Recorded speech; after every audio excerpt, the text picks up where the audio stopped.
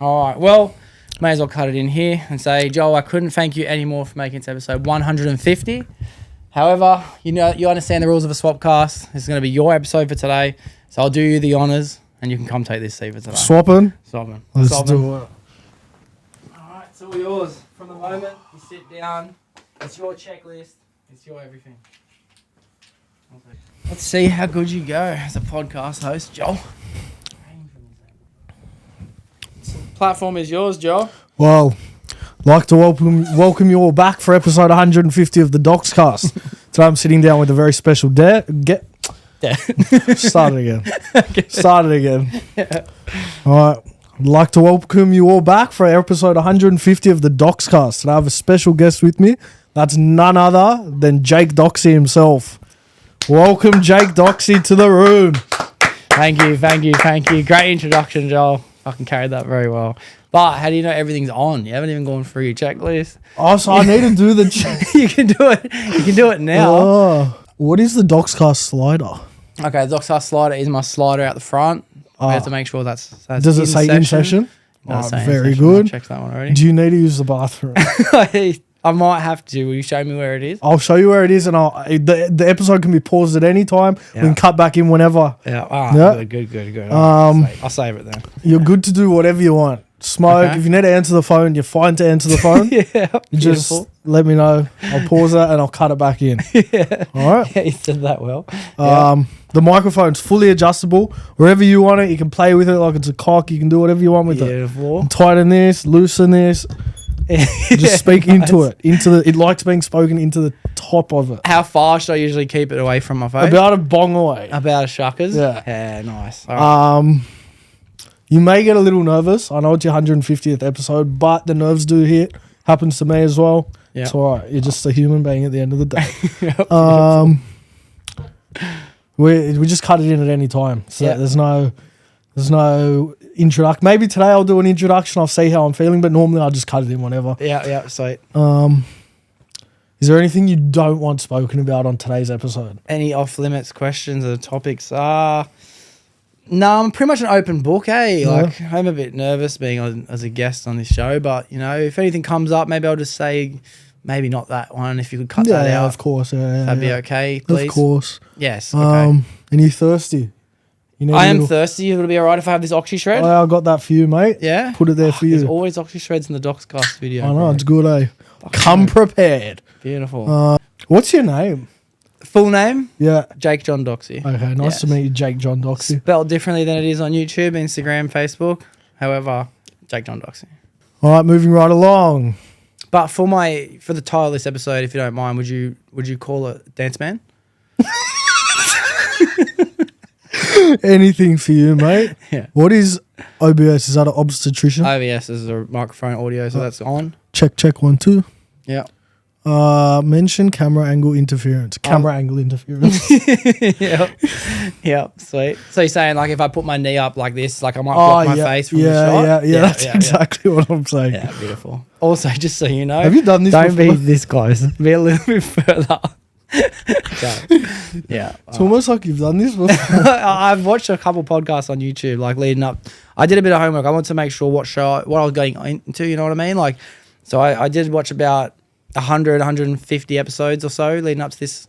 100, that's good. A lot of episodes to watch. I just wanted to make sure I was familiar with about 3 years of episodes. Yeah, exactly. Almost 6 weeks from now.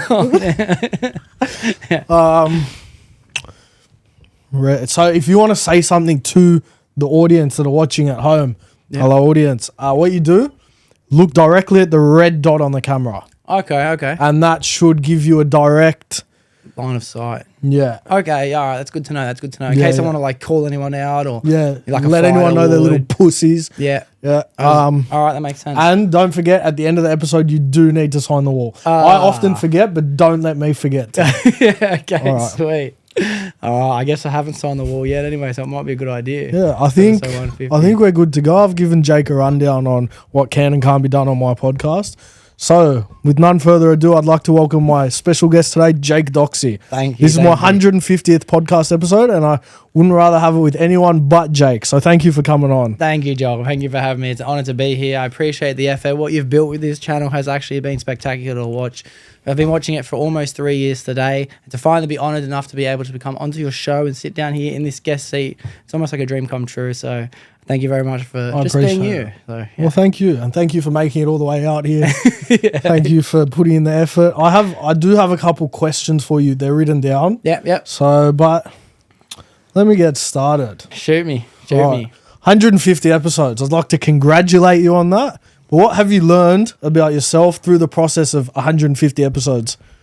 Damn, it's almost like you've hit me on the spot with this question. I didn't have time to think about it since last night when you asked me that question leading up to today's episode. Yeah, but as I did say to you last night, and I'll for everyone who doesn't know, I did test Joel with one question last night to make sure he was asking some questions about today, and he did ask me that question. However, what I have learned about myself for the last 150 episodes is consistency overpowers motivation, discipline. Whether you want to do it, whether you don't want to do it, none of that shit matters at all. The only thing I've really learned about myself is that I can be consistent. And when you can be consistent, it just becomes like it's part of your life. I feel like consistency can get you anywhere. If you post a photo on Instagram every day, you're going to get followers. Yeah. If you put in the work, you're going to get something out of it. Absolutely. So I like that. It's like brushing your teeth. It's actually exactly the same as brushing your teeth. Like, you don't think about brushing your teeth at all. Like, how often do you think to yourself, like, oh, what a chore to brush my teeth. I can't believe I have to go home tonight and brush my teeth. Like, what if I'm in the middle of watching a show? What if I'm in the middle of having a phone call with someone? I love brushing my teeth. I love brushing my teeth too. Like, maybe it was a bad example, but it's like, it just becomes a part of your life where you don't think about brushing your teeth. This is exactly the same. Record, edit, done. Yeah. It's just all...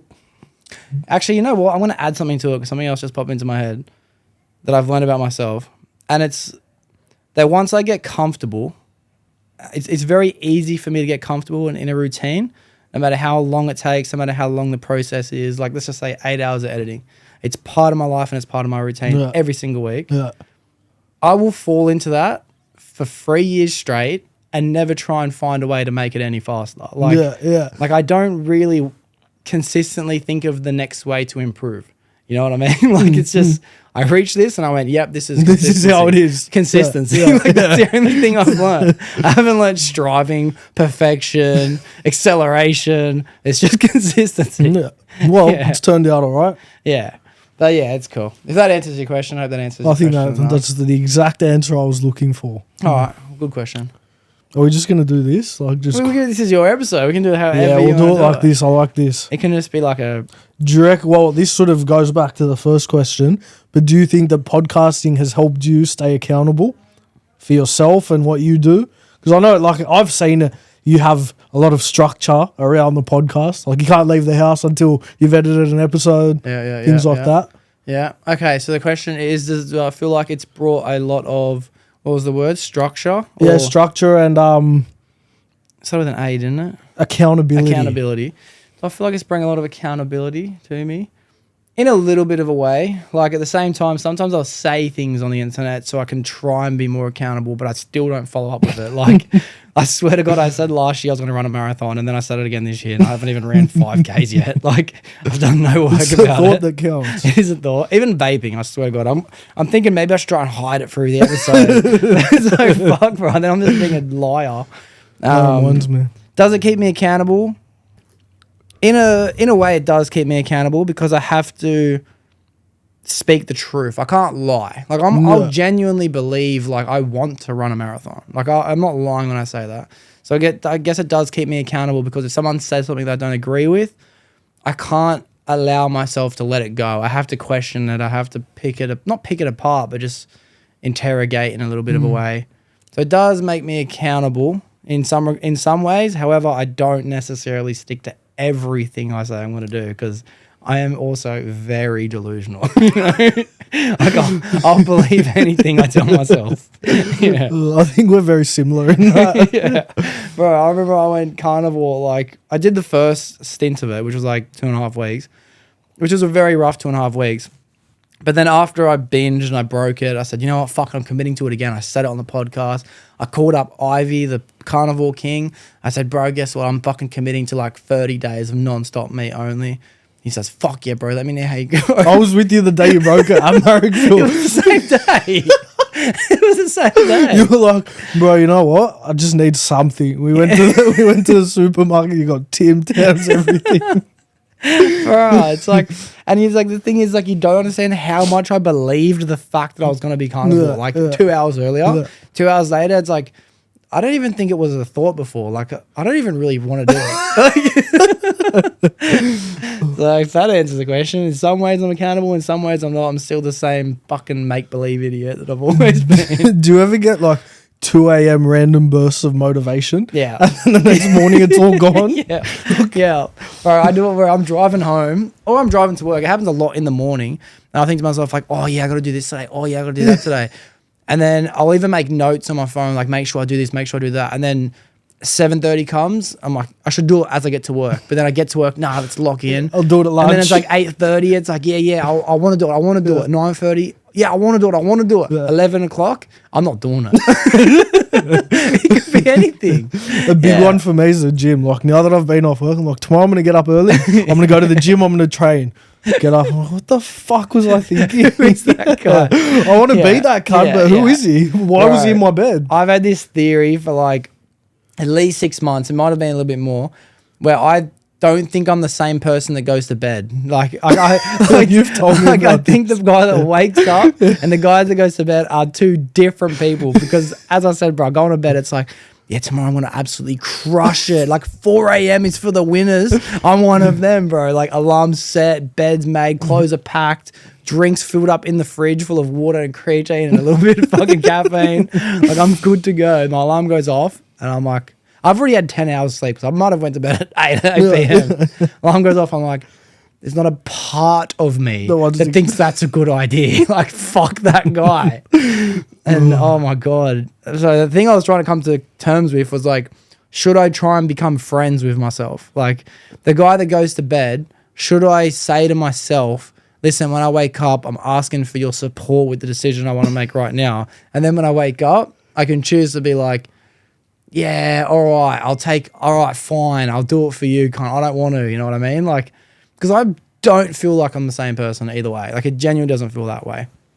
So yeah, I've been saying it for a while. It'd be cool to try and become friends with myself, but I haven't done it. Like by the time I go to bed every night, I'm fucking over it. I remember you telling me, I think we were driving to Queensland and you were telling me that there's someone that fucks with you in your sleep. Oh, bro, there is. There is. So not only am I not the same person that falls asleep and wakes up as the same human, but there's someone else that wakes up before me and he fucking hates me. It just jeopardizes you. Oh my God. This motherfucker, it happens at least once, maybe twice a week. This week it's already happened twice. But like I'll wake up with no memory of waking up, turning off all of my alarms that I've set from the night before because I've set like 3 or 4 to make sure I'm up. Someone wakes up, turns them all off, puts it back down, and then when I wake up later on, I'm like, must be wake up before my alarm. No, it's now 8 o'clock on a fucking Monday. That fucking happens every fucking week, bro. I don't get it. I don't understand. There's a fucking mad show on Disney Plus about it, and I think I'm that character. I think I'm in. Yeah. So I don't even know how we got there. I think the question was accountability, but. All right. Well, on the topic of accountability, another recent milestone, 1,000 days sober. Yeah. What would you say surprised you most about yourself once you got sober? Something you never really knew since your party days or something like that? Fuck, that's a mad question. So what did I realize about myself when I did get sober? Yeah, like... So I guess the whole thing would come in stages, realistically. You'd have your first 2 weeks. Yeah. You'd have your first main event, and then you'd have your first 3 months, 6 months. Maybe you'd go from 6 months to a year to 2.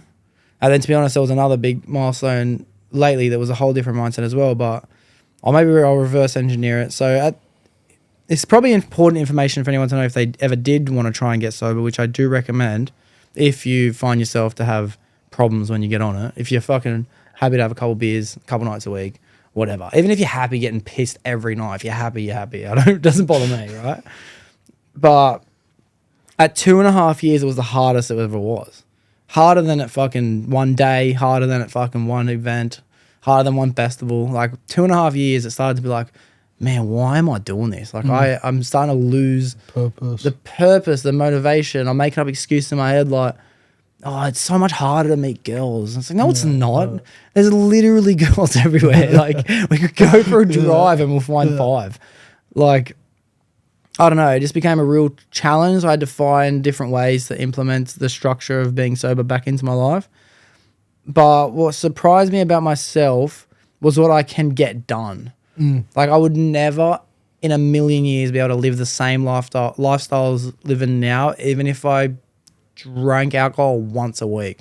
If I drank once every fortnight, realistically, if that's as little as I did, I still wouldn't be able to get done as much as I get done because that's all I've replaced my addiction with. I've replaced my addiction with productivity. Yeah. So it's like, bro, I'll show you I'll fucking find it later. But my to-do list every day that I make, I'll show you after. My to-do list is like message this person, call this person, brush my teeth, clean the backyard, shower. Yeah. Like I'll make, I think the one that I've done the last 24 hours, there might be 50 things on there. Yeah. And they'll be the smallest details. Just to keep yourself busy. Yeah. But not even to keep myself busy. I'm also addicted to the list now. Like last night I did something that wasn't on my list, so I wrote it on my list so I could tick it off. You know? Yeah. But yeah, I don't know. It surprised me how much shit can get done, realistically.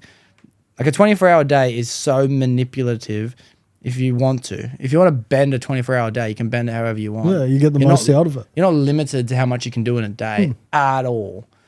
But you're limited to how much you can do in a day as soon as you start losing consciousness. Think about how much we did that Saturday in the Gold Coast. Yeah, bro. Yeah. And if it was any other Saturday, well, we would have been already at the pub on the beers by 11 at the latest, you know, realistically. Maybe 12 pushing it. Yeah. And then we would have had a mad day, but it would have been 2 venues and fucking $5,000 later. Yeah, and then your Sundays are right off.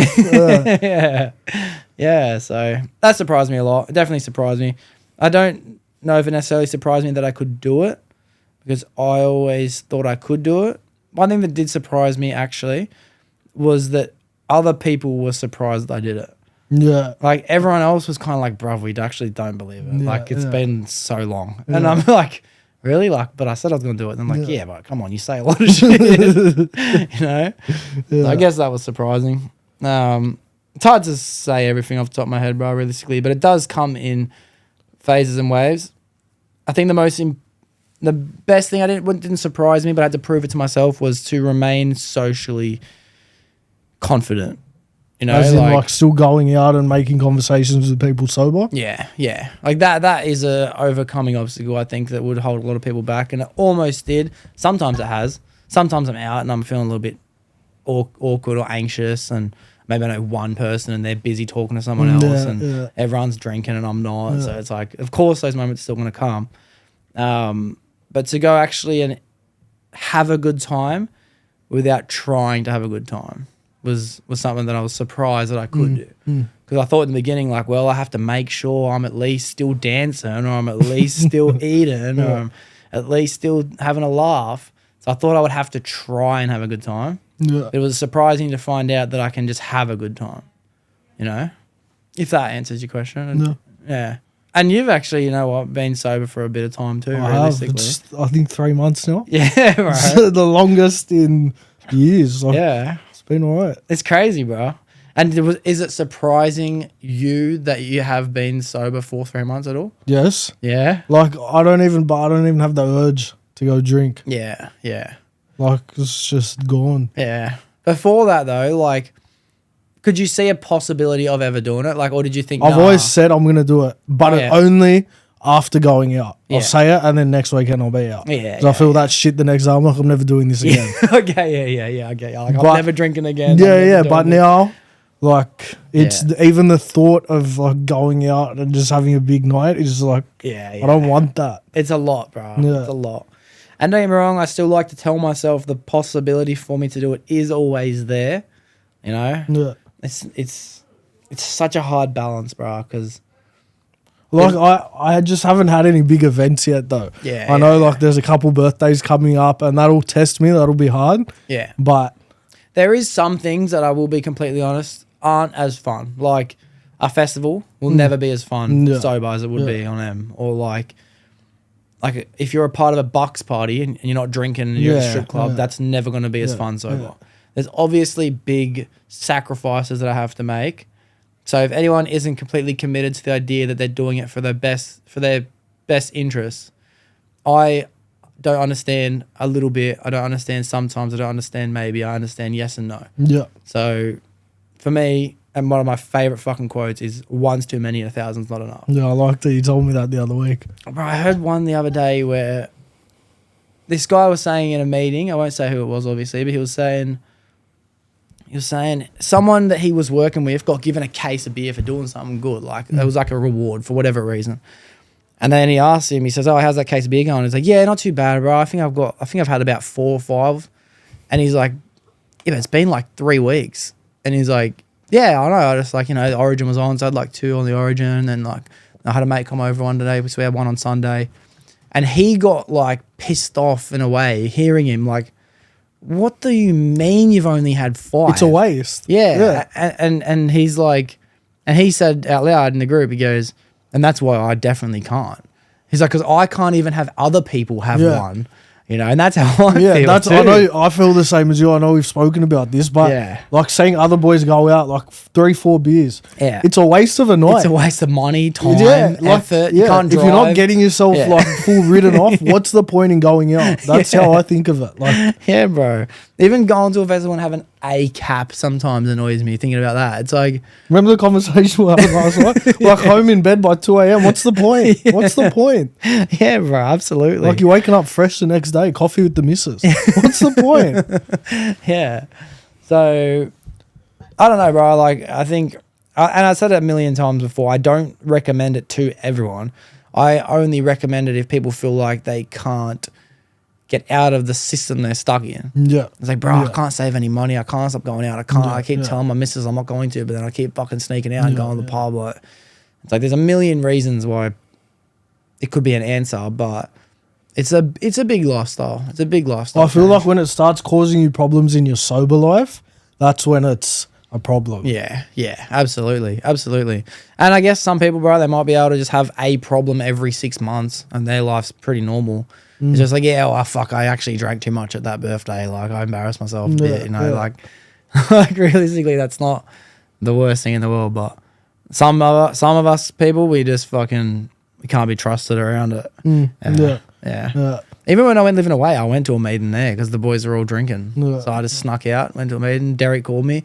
"Hey, where are you? We're going to dinner." "Oh, I'm out at dinner." And he's like, oh, we're going to have dinner. No, I said, "I'm at the gym." He goes, "Oh, we're going to dinner. What time are you going to go to the gym?" I said, "I'll come after." And then he called me an hour later. Yeah. "Hey, what are you doing? It sounds like you're in the car." I said, "Yeah, I'm on my way to the gym." He's like, "But didn't you already go to the gym?" I said, "No, I went to a meeting, but I'll see you later." Yeah, it is a bit of a weird thing. Sometimes I'm a little bit fucking anxious in a way to talk about it. Yeah. About recovery and meetings. I feel like and sobriety. a lot of people would judge it in a certain way. And I guess probably people probably would. But people judge all sorts of shit, and I'm like, okay, I'm talking about like having a psychologist. Yeah. I had a psychologist for probably 3 months or something at least, and I didn't think it was any issue. It's part of life. Yeah, but then I heard other people talking about the fact that they would never fucking do that. Like I'd rather not fucking do. I'm thinking to myself like, oh, okay, maybe it is a weird thing.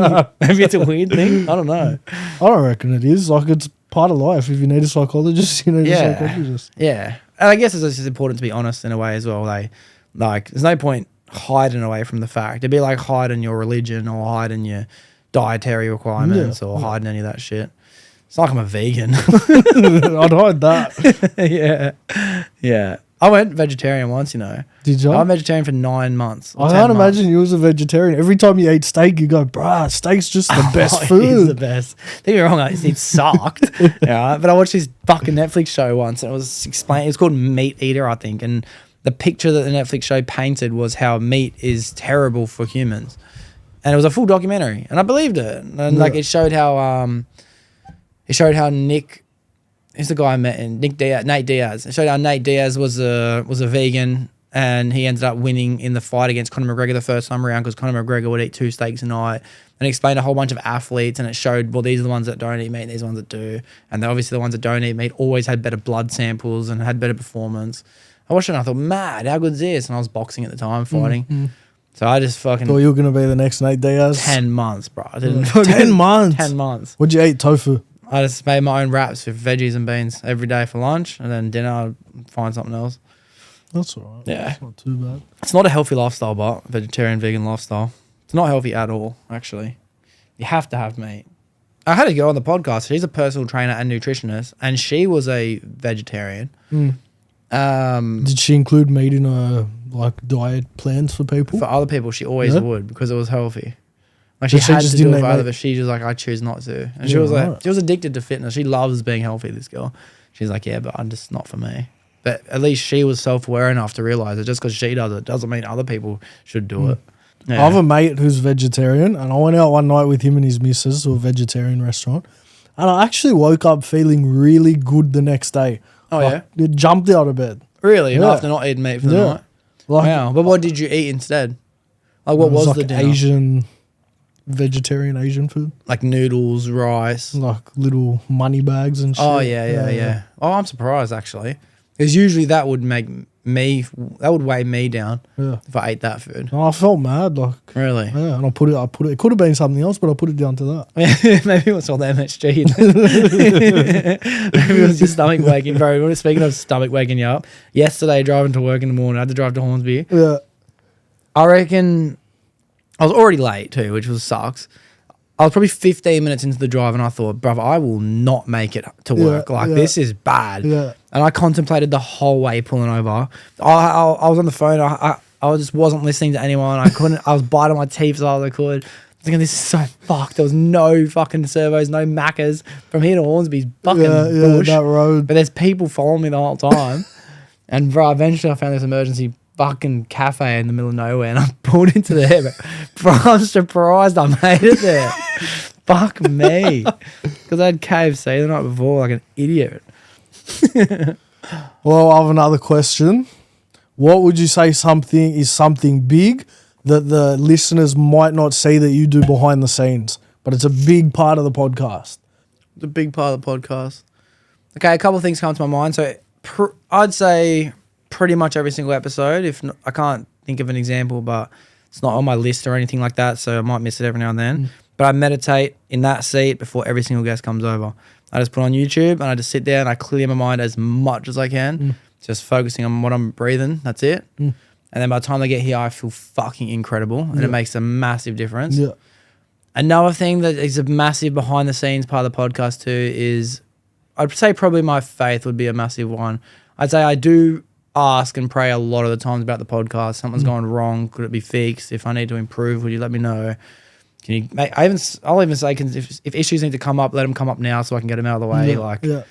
So I'd say I give a lot of credit to God, to the things I pray for, and that'd be a massive part behind the scenes that I don't talk about on camera. And realistically, to be someone who does take a lot of pride in his belief, it is still something that I grasp talking about because it's woo-woo. It's against what people agree with. Some people would hate the word. Like some people would just despise the word God or anything like that. So it's like I'm not confident enough to be able to speak about it in as much depth as I would like to, but I'm going to work on it and be able to include it in depth. Yeah. I usually wait for a guest to bring up the word, anything. Like they might just say, spirituality or religion or belief or any word on the topic, and I'm like, yes, let's just shoot on for 10 minutes, please. Because it's one of my favorite topics of conversation, but I don't know, I struggle a bit bringing it up. Yeah, but if it's already been brought up, then you're more comfortable. Because I know what it felt like to be someone who heard about other people who believe in God and think like, fucking hell, they're crazy people. Like they're so weird and delusional and fucking brainwashed and whatever reason was. Like I've been that person, so I know exactly how other people think.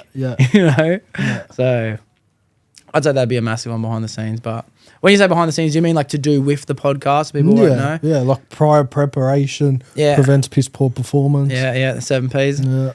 I'd say there is a lot of work that goes into every single episode. It's not usually as easy as reaching out to someone, having a conversation, and then they come over. Yeah. It's usually like a month to 2 month ordeal, back and forward, working out a time that works. And then if I've got multiple guests, juggling them around, I have to still have the time to edit and have my everyday life on top of that. Like it is even one episode necessarily might be a lot of work. There might be 10, 15, 20 hours before we've recorded it. Yeah. Even today I had a phone call with someone that I had to schedule in for like the 5th day in a row because our schedule just wouldn't line up. Yeah. And today I finally got opportunity at lunch and he had the opportunity and I was like, yes. And we got to have a chat about Sunday or whatever day it is. But even that day, which is coming out on Sunday, we're recording, that was only recently on Saturday. And recently it was like Monday. And then recently before that, it was last week. And before it was the week before. So like even when one guest makes a tweak, bruh, it's like, come on, bro. Like I got to rearrange the alphabet to make this happen now, you know? So a lot of stuff does go in behind the scenes. It is time. It is a bit of work. It is a bit of effort. Even like a simple Instagram story like a Wednesday or a Thursday. What's up, Instagram? It's your boy, you know? Big energy. Yeah. Like that I'll have to schedule in a week from advance. Yeah, Right, I'm gonna record this on Sunday. That'll be at night. So maybe Wednesday before gym I'll be able to record the Instagram video and post it Thursday, you know? So a lot goes into it. Yeah. Like people on Instagram might just see the videos, but there's Yeah. People are so honestly, people are unaware of how much effort it takes to make content. Yeah. Like fun videos, silly videos, like Khan's a great example. Like I always think about his content. He's able to just be silly for his videos and be fun. Like, and don't get me wrong, he still puts in a lot of effort, he does, but he's happy just to go whatever. Other people, like, I'm not even going to use myself as an example, but like, let's go to the extreme, the other end of like Spaniard. Like, bro, he would be planning his YouTube videos for months. Well, he's flying around the world to film around the world. He's given full detailed descriptions on dimensions of infrastructure that he's surrounded by, with ancient historical events that happen in the same suburbs. Like, he might just do a live stream walking through Greece and he'll fucking educate you the whole time. And it's like, bro, people are not aware of how much prep that was. Like, imagine someone like Kai Cenat. Someone like simple like me that does one YouTube video a week. I think I'm putting in a bit of extra effort, right? This motherfucker has a production team of 50 people. His production team's crazy. Yeah. Like watching the 10-hour the live stream he did, you can see all cables running along the floor. And, bro, he just did a streamers university. Did you I was watching that after you told me. I didn't watch the whole thing, but come on. Yeah. He planned out a month university with lectures and teachers and students and courses and bro, he even organized and the collaborations with the other YouTubers like Nick Nayasina. He came and he threw a frat party because that's like his job. Bro, the prep that goes into content is fucking insane, bro. But do you reckon with like someone like Kai Cenat, he would do none of that himself now, eh? Absolutely Like he would just show up and record almost like a concert. Well, it'd be like you running a business and you've hired some young'uns to go put the ductwork in, right? You had to meet up with that customer. You had to build your website. You had to answer the phone. You had to order the parts. You have to go check. You have to climb on the roof, make sure they got the right parts. Get the measurements. You got to double check everything they've done. Like you've basically done it yourself anyway, you know? And I think he would live a very similar lifestyle. Yeah. I think once you get to like maybe Mr. Beast level content creator, then you can step back and just pay for it. Because like that's like bigger than Marvel, realistically, Mr. Beast. Yeah. Do you ever watch Mr. Beast?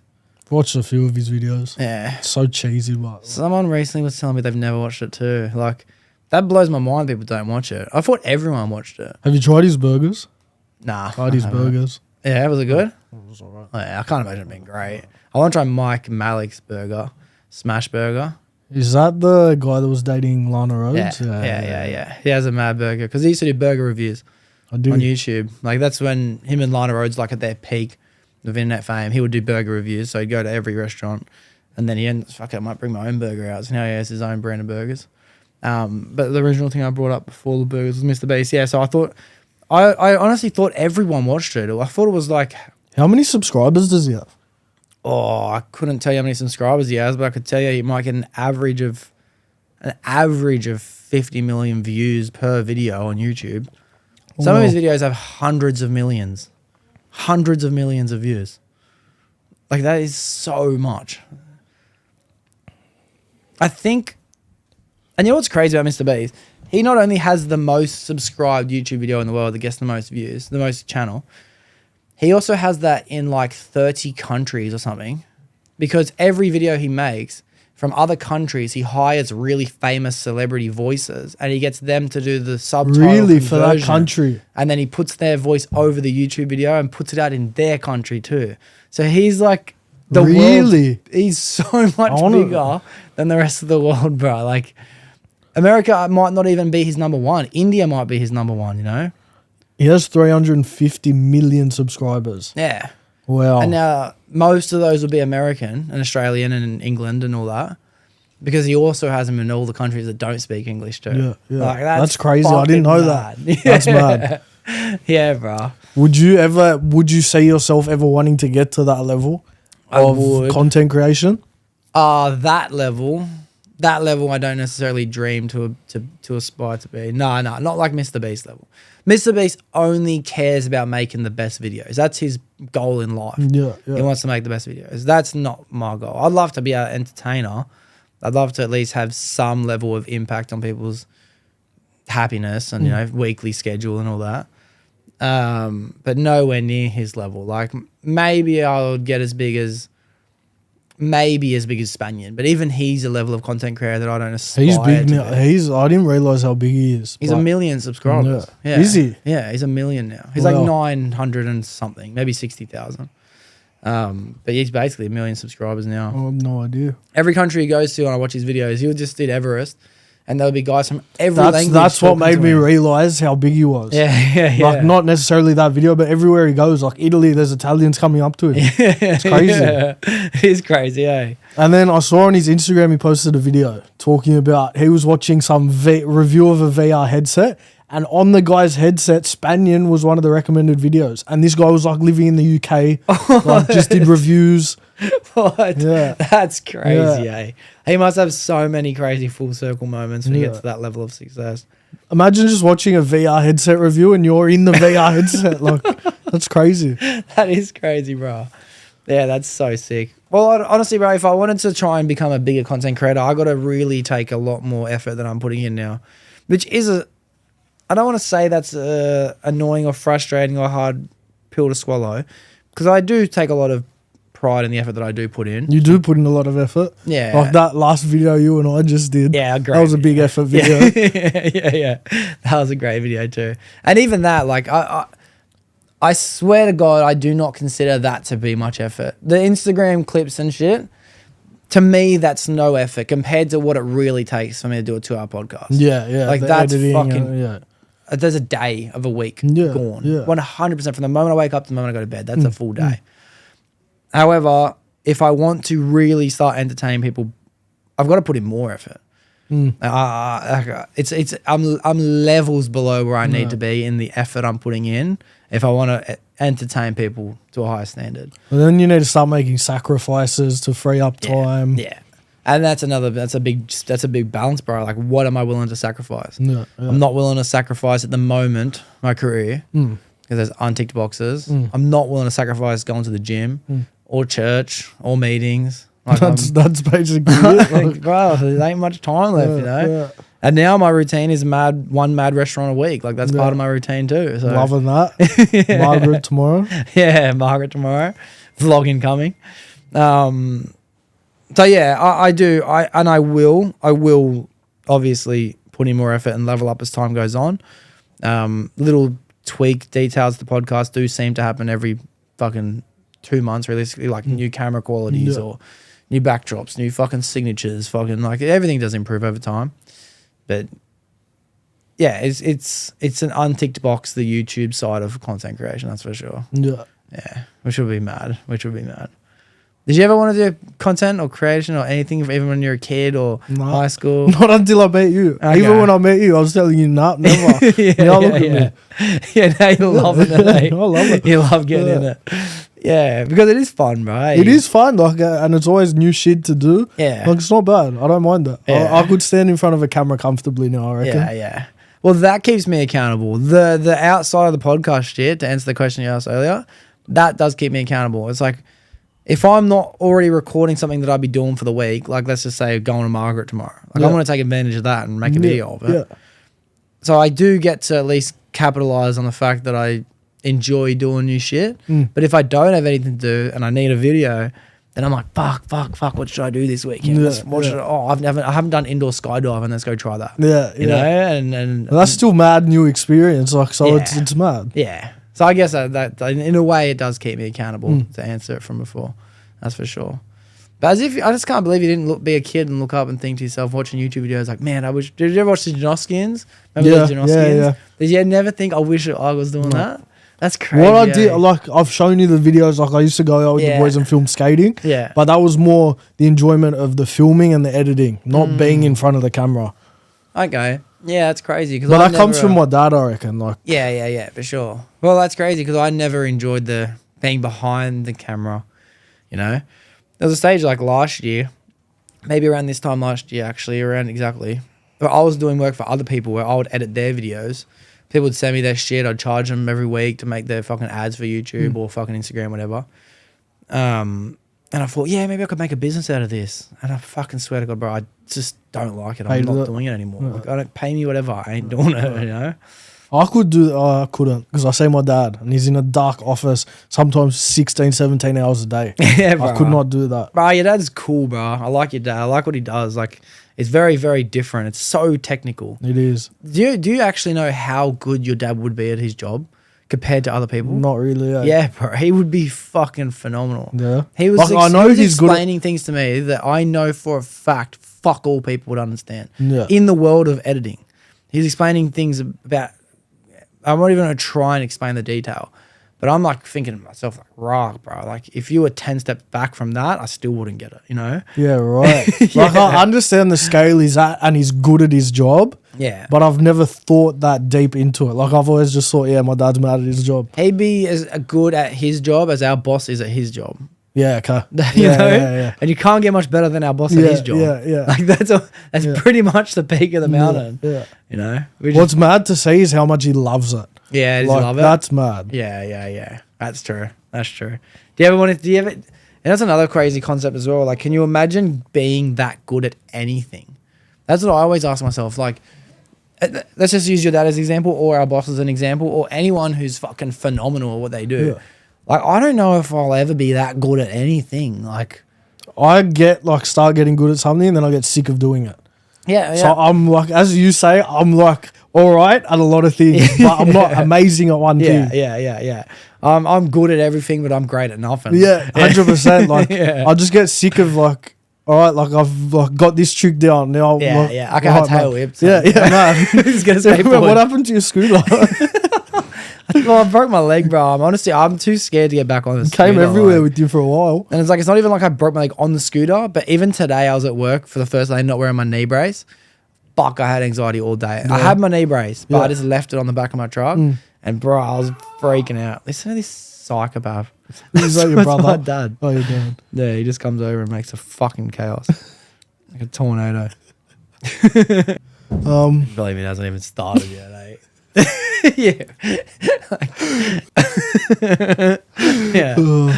Let me get my questions up. Shit. As is sharing your story, like I know you've had a couple solo episodes where you've shared more of your story, but do you reckon it's ever made you feel vulnerable or like opening up too much, maybe letting people too much into your personal life? I think inevitably over a long period of time, I'm going to open up about a lot of shit. Like, it's not like once I've ever just fucking spilled a big lump sum of information. Yeah. So any random person that stumbles upon me because they know the guest is never going to know anything about me.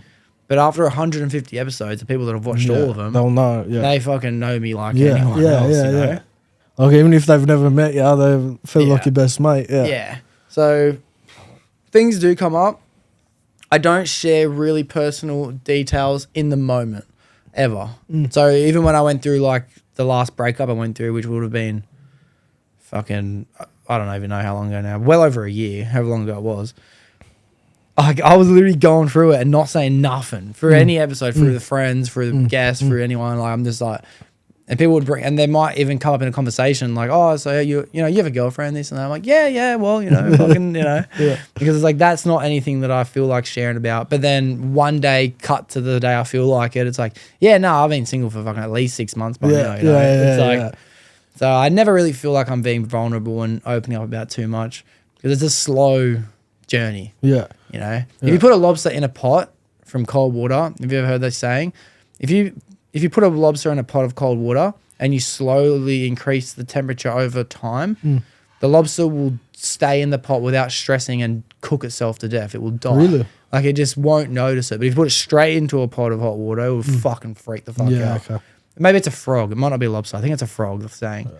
But that's exactly what's happened to me. Yeah. Like I might be fucking oversharing, believe me. Yeah. But it's just so slowly that it doesn't, I don't know. Well, that sort of led me to my next question, which was, do you reckon you'd share more on your 150th episode than your first episode? Like you're more comfortable with sharing things about yourself? Absolutely, bro. Yeah, that is a great question. That's a really good question. If I'm more comfortable sharing about shit. Oh, bro. First episode, if I could take you back to what it was like being in the room with me while I was doing it, if you were my guest, you'd know damn fucking well. I don't know what the fuck I'm doing. Yeah. I don't know what the fuck I'm saying. Help me. I'd be looking at you going, help me, bro. This is fucked. Shout out to my mate Damo. Like, fuck me dead. I could not ever pay him back for so much of my life. So Damo, if you're listening, fuck, I appreciate you. Not only for all the financial fucking support you've lent me over the years and the lessons and the mentoring and everything that you do for me, but before we did episode 1, we sat at his house, and before I bought any cameras, any microphones, we sat at his house with a GoPro, and he says, oh, you fucking, what, did you miss your mouth there? We sat at his house with a GoPro. He's like, bro, you want to start doing podcasts? He's like, all right, let's chop it up right now. I said, yeah. He's like, yeah, let's go. So he went and got his GoPro, he pressed it on record, he put it on his fucking table right there. Yeah. He says, let's go, episode 1. I said, raw. Oh, bro, let's tell this story. And I'd fucking, bro, it was the worst shit I've ever heard. Don't get me wrong. I'm never posting that. Maybe one day on Patreon I'll put that on there. 1,000th episode. Maybe 1,000th episode. But yeah, he did that with me fucking time and time and time again. And then he came over and shot episode 1 with me. Yeah. And then I had someone come shoot episode 2, someone episode 3, episode 4. Episode 3, he was like, oh, bro, I don't like it. Let me try it again. So I shot his episode again. And let's say I got up to like 6. Yeah. I accidentally deleted all 6 episodes. Off YouTube or off? Off my hard drive. Before I tried to get 10 before I ever posted. Okay, yeah. This might be a story I've never even told on the podcast before. But I tried to get 10, so I always stayed a week in advance. Yeah, okay. Yeah. But then when I got to like 7 or 8, I accidentally deleted. Yeah. I didn't delete them. I just disrupted my own hard drive by corrupting the memory source of it. So like I wasn't able to access it. Yeah. So I basically deleted it. And I had to call them all back up. Bro, can you please come do it again? Bro, can you please come do it again? Well, some of the boys, bro, they were fucking going, cuz, come on. Like, bro, I can't tell you the same story 5 times in a row. And I'll be asking the same questions. What do you do for work? Yeah. I know damn well what he does for work, bro. Yeah. Oh, did you think you'd do that when you were younger? Yeah. What's your dream job? Yeah. Like, fucking, come on. There was no source to it at all. So not only did I fucking not feel comfortable about opening up about shit, but I didn't feel comfortable doing it, bro. Yeah. Like it was just rubbish. Today, bro, I swear to God, like put me underwater and I'll talk my way to fucking a mermaid. Like I'll do it. Yeah. I've definitely, like, I haven't gone all the way back to episode 1, but I've watched a few of the early ones. Yeah. And you can definitely see the progress. Like like you were seeing the George one for sure. Yeah, that one's like one of the ones I'm talking about. And I think the Ryan one maybe. Was the George one probably like episode 37 or something like that? And maybe the Ryan original one might have been like, that would have been like fucking 23 or 4 or something like that. So like they were still early days. Yeah. And at least by that stage, I at least felt double as good as I was when I started. When you started, yeah. It's funny, but to look back at that, fuck me dead, bro. There's just a whole different person, whole different world, eh? Because the podcast is its own little baby, you know? I like being the guy who shows up and waters it once a week. Yeah. But it's its own thing. Like, I don't really have to do much. Well, you've never told anyone to subscribe or anything, and so it's all natural growth, which is mad. Yeah, it is really cool as well. So I do like seeing that side of the growth on its own. But better than that, like I like watching the life of the podcast come to life, like how the host is. Like I don't sit down and go, okay, I need to be able to be better at this and that. And look, there is obviously outliers to the rule. I might notice that I pick my nose, so I might go, all right, let's not pick my nose. I might say too much, so try not to say or say my guests used to speak and I used to go, yeah. I used to do it all the time. I had to cut. So there's little things like that I try and work on, but I just love showing up and fucking watering that little flower and then watching the room get better, the cameras get better, the crispness of the audio, the host, the guests. Like, just the progression. That's the storylines of conversations. Everything grows and it's so cool, bro. Like, fuck yeah.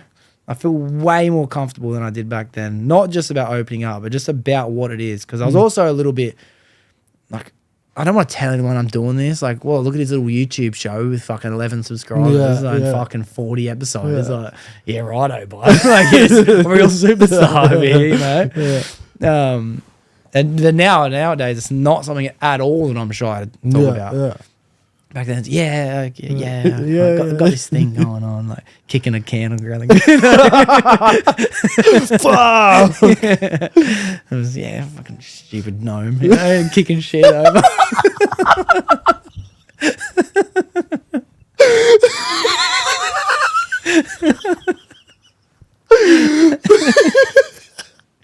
Yeah. I don't know. Yeah. It's cool, bro. It's cool. Do you reckon it's easier now to get... No. Yeah, a bit of yoga. Do you reckon it's easier now to get guests to come on the podcast than it was when you first started? Like, do you feel more comfortable messaging certain people saying, come on the podcast? Yeah, definitely. I think that the level of guests grows as my reach grows. You know what I mean? It's like one of my favorite sayings is, and it's a Doxie original, just so you know, if you want to add it to your notes, is the more you learn, the more you earn. Therefore, the more that you teach, the more that you reach. You know? And I feel like the more that I'm trying to teach myself about the space and I improve in the podcast, the more I'm reaching for bigger and better guests. You know what I mean? So it's not easier because it's like when you make your first million, your next goal is 10. You know? Yeah. So and then it's like starting from the bottom all over. It's like, is it really easier to make the next 9? Like, you know how hard it was to make the first 1. Yeah. Whenever on your way, a really good quote that I like is, on your way of chasing your dreams, you'll get lost and find a better one. And that's like the perfect example, because in the beginning you'd be like, okay, who can I reach out to? Oh man, it might be hard to get one grateful episode. Joshua Saunders, very first person I reached out to and got was Maui Duwari off TikTok. Yeah. I thought that was fucking crazy. Yeah. I was like, bruh, this cunt's got like 50,000 followers on TikTok or something. Which I was fucking still super grateful for. And then when he came back on, I was super grateful for a second one because I love his content. And then I had Joshua Saunders came over, and at the time he probably had like maybe 3,000 followers on Instagram. And I was like, I've heard he's been doing really cool things in the sport of jiu-jitsu. Let's ask him about his journey. Now Josh Saunders might have 150,000 followers. And even if he'd never come on in episode 1, I would still feel more comfortable getting him on at this stage. You know what I mean? Even though he would he would come on again because he's done it before. If I'd never had him on, 150,000 subscribers isn't as frightening as 3,000 was. You reckon? Yeah, no. Is that because of your progression within the podcast and your improvement? I'd say, and this might come across egotistical, but I'm going to run with it because it's the truth. It's because of what I can provide. You know, the angst and the fear in the beginning of reaching out to guests is why the fuck would they? Yeah. Why would someone want to come up into my bedroom right, to sit on this fucking shitty little channel? Yeah. There was no reason for it. Yeah. Now I provide people a great quality YouTube video of them at full storyline articulation with high quality Instagram clips and exposure to at least the audience that I've grown, no matter how big it might be, you know? And back then there was nothing. So at least now I have got value, you know? And that's a massive sell when it comes to doing a podcast. So if anyone does want to reach their own podcast one day, by no stretch am I the guy to tell you, fuck, trust me, this is the steps in which you got to do it in, because it's been a long road for me. However, why would anyone do it will come when you have consistency. As in, you'll find your purpose of why you're doing it. Not why you're doing it, why someone else would do your podcast. Oh, okay, why someone else would come on your own podcast. Yeah. Because everyone believes they're going to be able to sit down with fucking Cursor and the fucking Julia Gillard and fucking, you know, like Dave Hughes. Yeah. Everyone thinks, I'll get these guys on. That'll be a really good episode.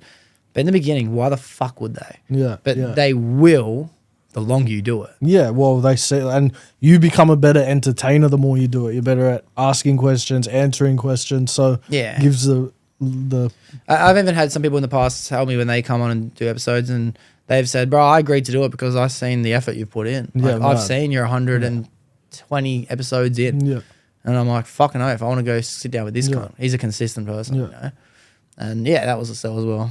So I think your original question was like, is it easier reaching out to people? In a lot of ways, yes. But it's just now I'm starting to grasp. What happened in the beginning was I lost all faith I was going to sit down with fucking my favorite rappers and my favorite superstars. Yeah. I lost it all. And now it's coming back. Yeah.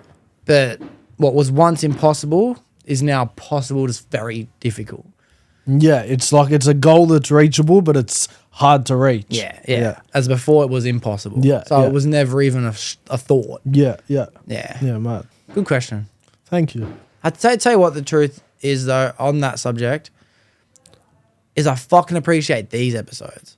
Yeah. It doesn't matter fucking who's coming over, you know? Like, I've got some really cool episodes to do in the future. I won't say them, like, really cool ones. And as a fucking 12-year-old kid, if I knew at my age now I was going to do them, I'd be fucking like, wanting to hang out with me. Yeah. I'm looking at me going, wow, he's a sick cunt, you know? Who's this guy? I love just kicking back with you and talking shit. You know, if fucking George wanted to come do a podcast, Fossey come and does a podcast, like, just kicking it with the boys, they're mad. They're mad, bro. Because we'll always have this. Yeah. You know? Yeah. 100%. And this is like, you and I will have a conversation like this on any given day anyway. Yeah. But now it's being recorded. And to be honest, we pretty much have them every day. Yeah, exactly. Until fucking midnight. Yeah, 100%. Yeah. Even last night, bro. You know, I was thinking last night, we were on FaceTime just talking garbage. And I was thinking to myself, like, this is literally gold conversation right now that I'm having. Yeah, this is fucking gold. Like, it's cool. Podcasts usually bring a conversation out of people, but it's very rare that you get to have a podcast style conversation with someone outside of a podcast. You know, like the combos that we have. I feel like they're always podcast material. Yeah, that's a rare conversation to have. Yeah, it's cool, bro. It's cool. It's very hard to find that level of connection with people realistically, where you can just talk mad shit. I feel like from the jump we were like that. Yeah, but like, instantly. From that first trip up to Queensland. Yeah, that's what it was. Sitting in the car, we were just talking. Yeah. Damo would interrupt us every once in a while, but just talking. Yeah, absolutely. Mad. I love, as I said, bro, I love the boys episodes, the family ones. I did my fucking grandparents. I've done my auntie. Like, I'm going to go do them with my pop and then maybe 2 weeks from now. And bro, they're really cool. The things that that'll be a mad episode. I'm keen to listen to that one. Yeah, my pop one will be really, really cool. Yeah. My pop would have a mad story. He would have a mad story, but it's also something that I get to keep forever. You know? Yeah, well, 100%. Yeah, I'll be 50 and I'll be like, let's go watch when I was 26 and spoke to Pop. You know, what a minute ago that was. You know, You see this moment. That's the hardest moment as a host. For you. Just so you know, I didn't want to. I wanted to let you sit in it. Yeah. But it comes up all the time, and I still, as a guest, want to eliminate it. So for you, this still happens, but you can't do it. Of course, but as a host, you learn to eliminit that moment. Yeah, like, that awkward even moment. Even if it's a 1 second. Yeah. Like that's the goal of a host. You know. Have you ever thought about quitting the podcast? Fucking oath, bro. What stopped you from quitting? Like, what was the I guess discipline? And you've already answered that sort of the discipline and the. You'd think it would be consistency and habit that would stop me from breaking it. Yeah. Which, look, I'm no fucking super genius. Sure, it must take a massive toll, right? But it doesn't. Like, bro, there's times where I'm like, what the fuck am I gonna do? There are other times where I'm like, bro, it'd be great to take up this sport, or maybe I should start this business, or maybe I should focus on this, or maybe it'd be cool to be able to just fucking travel for a month and not worry about shit. I got this move of house kind of soon, and I'm fucking going to take time off work because, it might only take me 2 days to move, but then I need 2 days to record and edit. That's Saturday, Sunday. You know?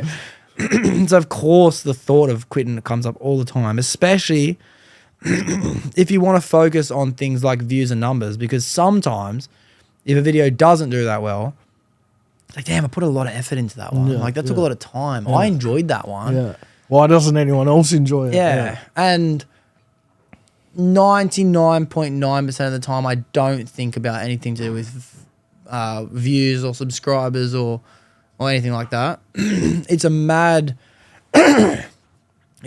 bonus when you get a friend say that was cool, or I'm watching this, or someone recognizes you in public. They're mad bonuses, but realistically, they don't even fucking keep me doing it or not. I think I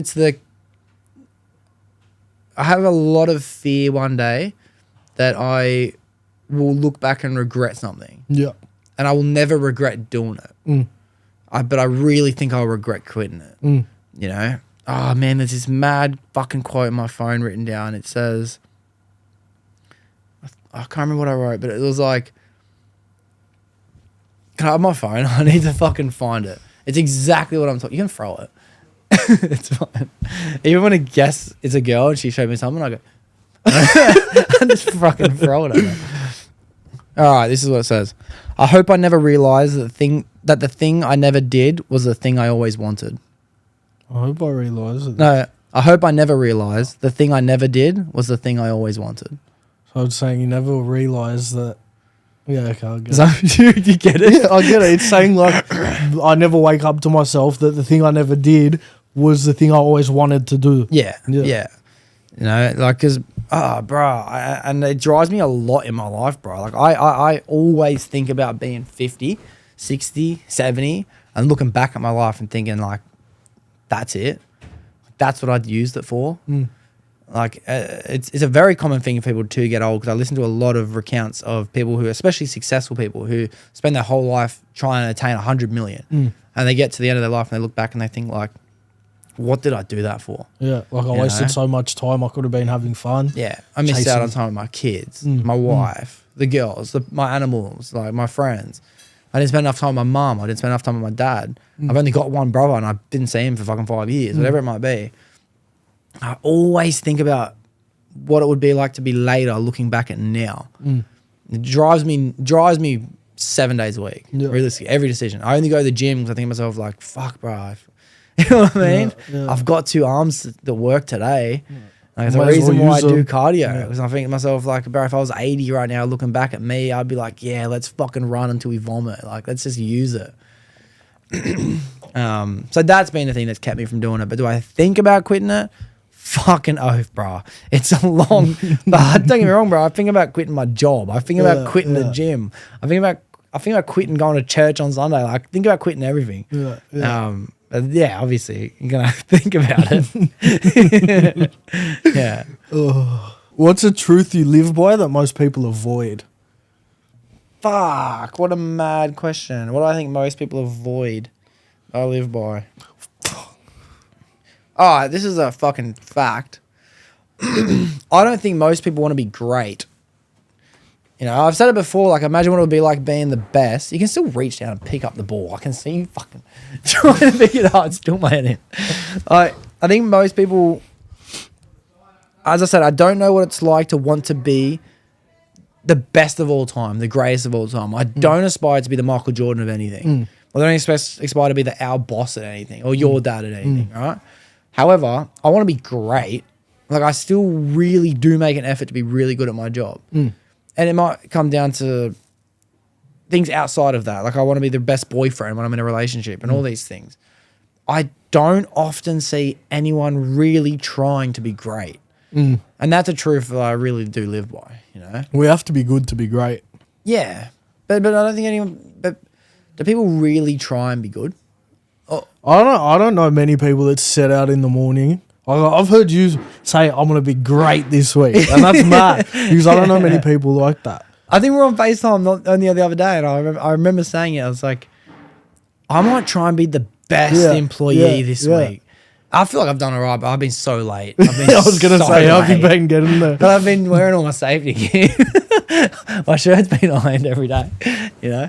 So little things. Yeah, little things. And I don't know, bro. Maybe I'm fucking weird in that way, but it annoys me. If I was to use work as an example, the fact that someone else might be better than me pisses me off. I won't allow it, bro. I'll run faster. I'll fucking try better. I'll spend more money on better tools. I don't give a fuck what it takes. I will be better. I think I'm the same in that regard. I think before old mate was starting, I was saying to George, if this kid comes and he's better than me at my job, I'm gonna be burning. I'm gonna fucking lose it. Yeah, right. And don't get me wrong, I still find justifications because there are so many people better than me at my job. I've worked with at least maybe 8 of them. I reckon I've worked with at least 8 people that are better than me. However, I can just be like, well, I'm the best at my age. I'm the best under 30, you know? I'm the best whose dad wasn't a fridgie. Yeah, if you're over 60 and you're mad at your job, then good on you. You're going to be mad. You know? You're giving it up in 5 years anyway. You're going to be mad regardless. Yeah, that's a truth I reckon I live by. Would there be anything else? I don't know if this is going to answer the question as well. However, I do think that I'm a little bit different than people in this regard. So that kind of half answers the question. But a lot of people really do enjoy the time they have, like in a way where like Fossey, he's a great example. Fossey will get home from work on a day where he's maybe missed jiu-jitsu because he can't go, or even sometimes he's like, fuck it, I don't feel like going today. And he'll play video games. And he'll enjoy his afternoon doing that. And then I've got other friends who will do something similar. Like they might enjoy like playing chess or fucking like, fuck, those cunts out there are so annoying. I gotta be honest. It's so distracting. Jesus Christ. I've calmed down so much, bro. Only like a year ago I would have went out there screaming. I'm boiling though. Can't you say it's in session? I'm boiling though. But yeah, I do have a weird truth that might not necessarily be true, which is why I'm trying to figure out how to answer it, where I feel like I need to be doing something productive. And it's not by any means like because I'm trying to be better than anyone. It's because I don't feel like accomplished if I'm not. Yeah, 100%. And I do look at people who don't have that mindset with a little bit of envy. Like, damn, it'd be nice to enjoy that, you know? Like, but I won't allow myself. I'll beat myself up. I'll feel bad. So I have to do that to avoid that feeling, you know? It's only recently that I've I've always had that a bit in me, but only recently now I'm like, I need to be doing something. Something. Well, you know when you ask people the question, like, hey, what's been happening? And they're like, nothing. Yeah. Like, bro, I used to hate going to the pub, which was fucking like, Thursday was definitely my pub night for years, right? I'd go to the pub and I'd ask some of the boys, like, hey, what have you been doing? What's been happening this week? Just working. I'm like thinking, fuck off, it's just working. Like, you have a whole life outside of work. Like, what are you watching on Netflix? What are your parents been doing? Like, what are you talking to this girl about, bro? Tell me anything other than just working, you know? So maybe I've always had it, but like, I don't know. To be honest though, when I see like an old mate I haven't seen for ages and I can't be fucked talking, like, what have you been doing? Where have you been? Just working. So but that's because I don't want to, like, you don't need to know. Yeah. Like, just fuck off. Yeah, I guess that's, maybe these cunts are just like, just go away, like, you know? But we're on the same table. Like, yeah, that's different. I'm talking about like, I haven't seen you in 5 years. What have you been doing? What, every day since I saw you last? Like, no, just working. Just working. Making money. Bro, I hate it. I hate that answer. I'll think of something. I'll lie. Make it up on the spot. I'll tell you what I'm going to do. Pretend like I've done it. Yeah. Climbed the Eiffel Tower last week. Yeah, bro. What have you been doing? Oh, I fucking died twice. Great Ambo, that one. Yeah, bro. So, yeah, I guess it's a weird truth that I live by is that I need to be productive. It's a truth I guess I live by that most people don't. Do you think that goes back to sobriety? Like, and the list that you have? I've worked on it with a psychologist before. We kind of talked about it in a way, like, what's this desire? Because even if I'm in a relationship with someone, realistically, like, I won't focus. I'll even think that they're with me because of who I'm going to be later, not because of who I am today, you know? And I actually appreciate that feeling. Like, oh, they believe in me. I always think people believe in me. Like, you know what I mean? Like, they don't think, oh yeah, fucking good enough now. Yeah. And it doesn't make me, and it's weird because like, I don't feel uncomfortable with me at all. It might just be that I'm so certain on what I believe I'm going to do in my life that I'm more excited for that. Yeah. Even though now it's so hectic. Life, I'm never really upset about anything. But I really am looking forward to later. So I just assume everyone else believes what I'm gonna do. I'm gonna do. Yeah. You know? Do you ever worry like this has always been a big worry of mine that I'll find a girl, but I'll find a girl when I've made it. And she's not there for the ride. And then she's just there. But she's not the girl that was there for the ride that I might have broken up with. That saw me come from like having nothing. And now I've got some dumb rat sitting next to me that gets everything the other one should have gotten. Yeah. Okay, I do know what you're saying. Do I worry about it? For some reason, I don't worry about it, even though I know it's a massive possibility. Like, it is a very common topic in the podcasts that I listen to. Like, the people who do find themselves achieving more and more over time. Like, a lot of podcast hosts open up about this.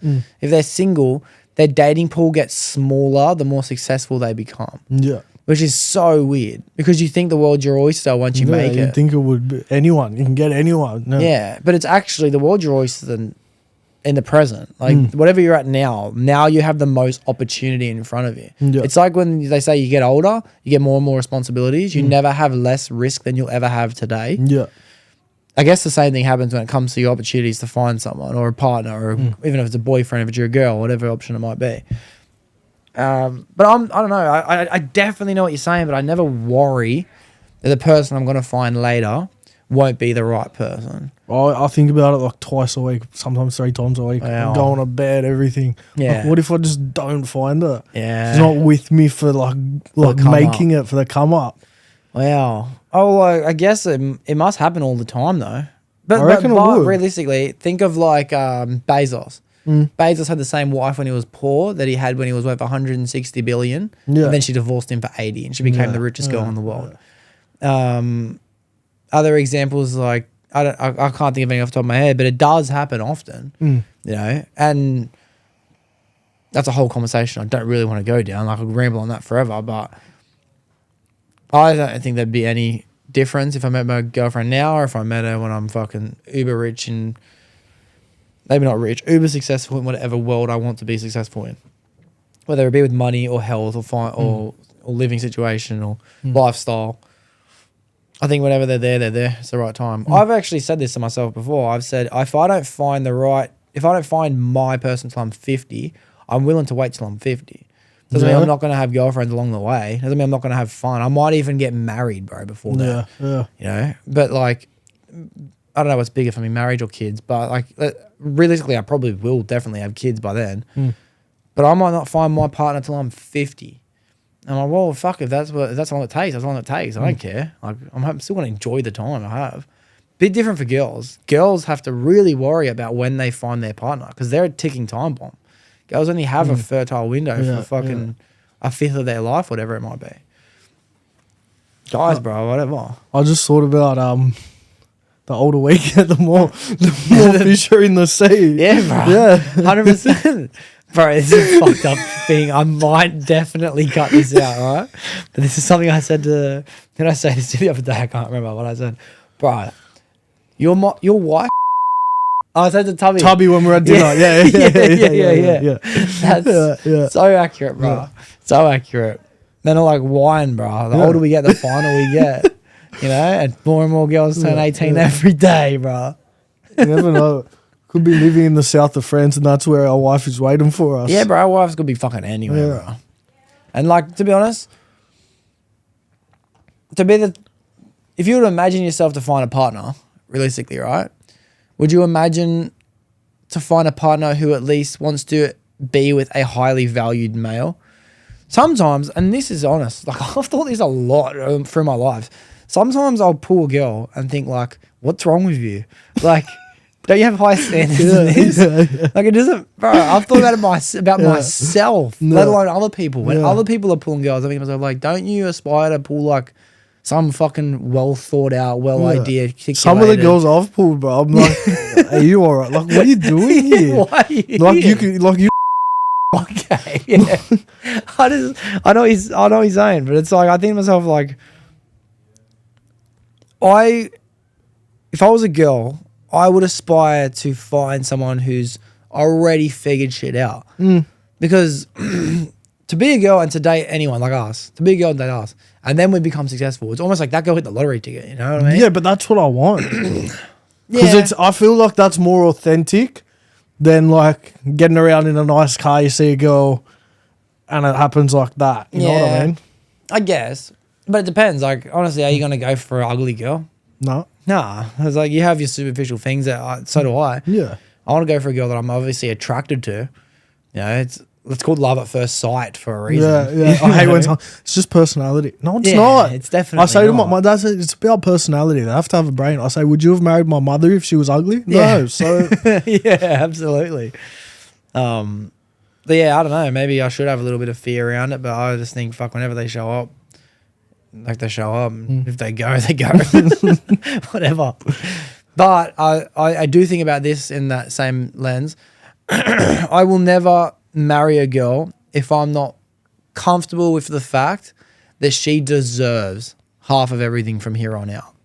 Like if I believe a girl's expecting it, oh no, well once we get married, half of this is mine anyway. Really, like she has that mindset. She ain't your wife, bro.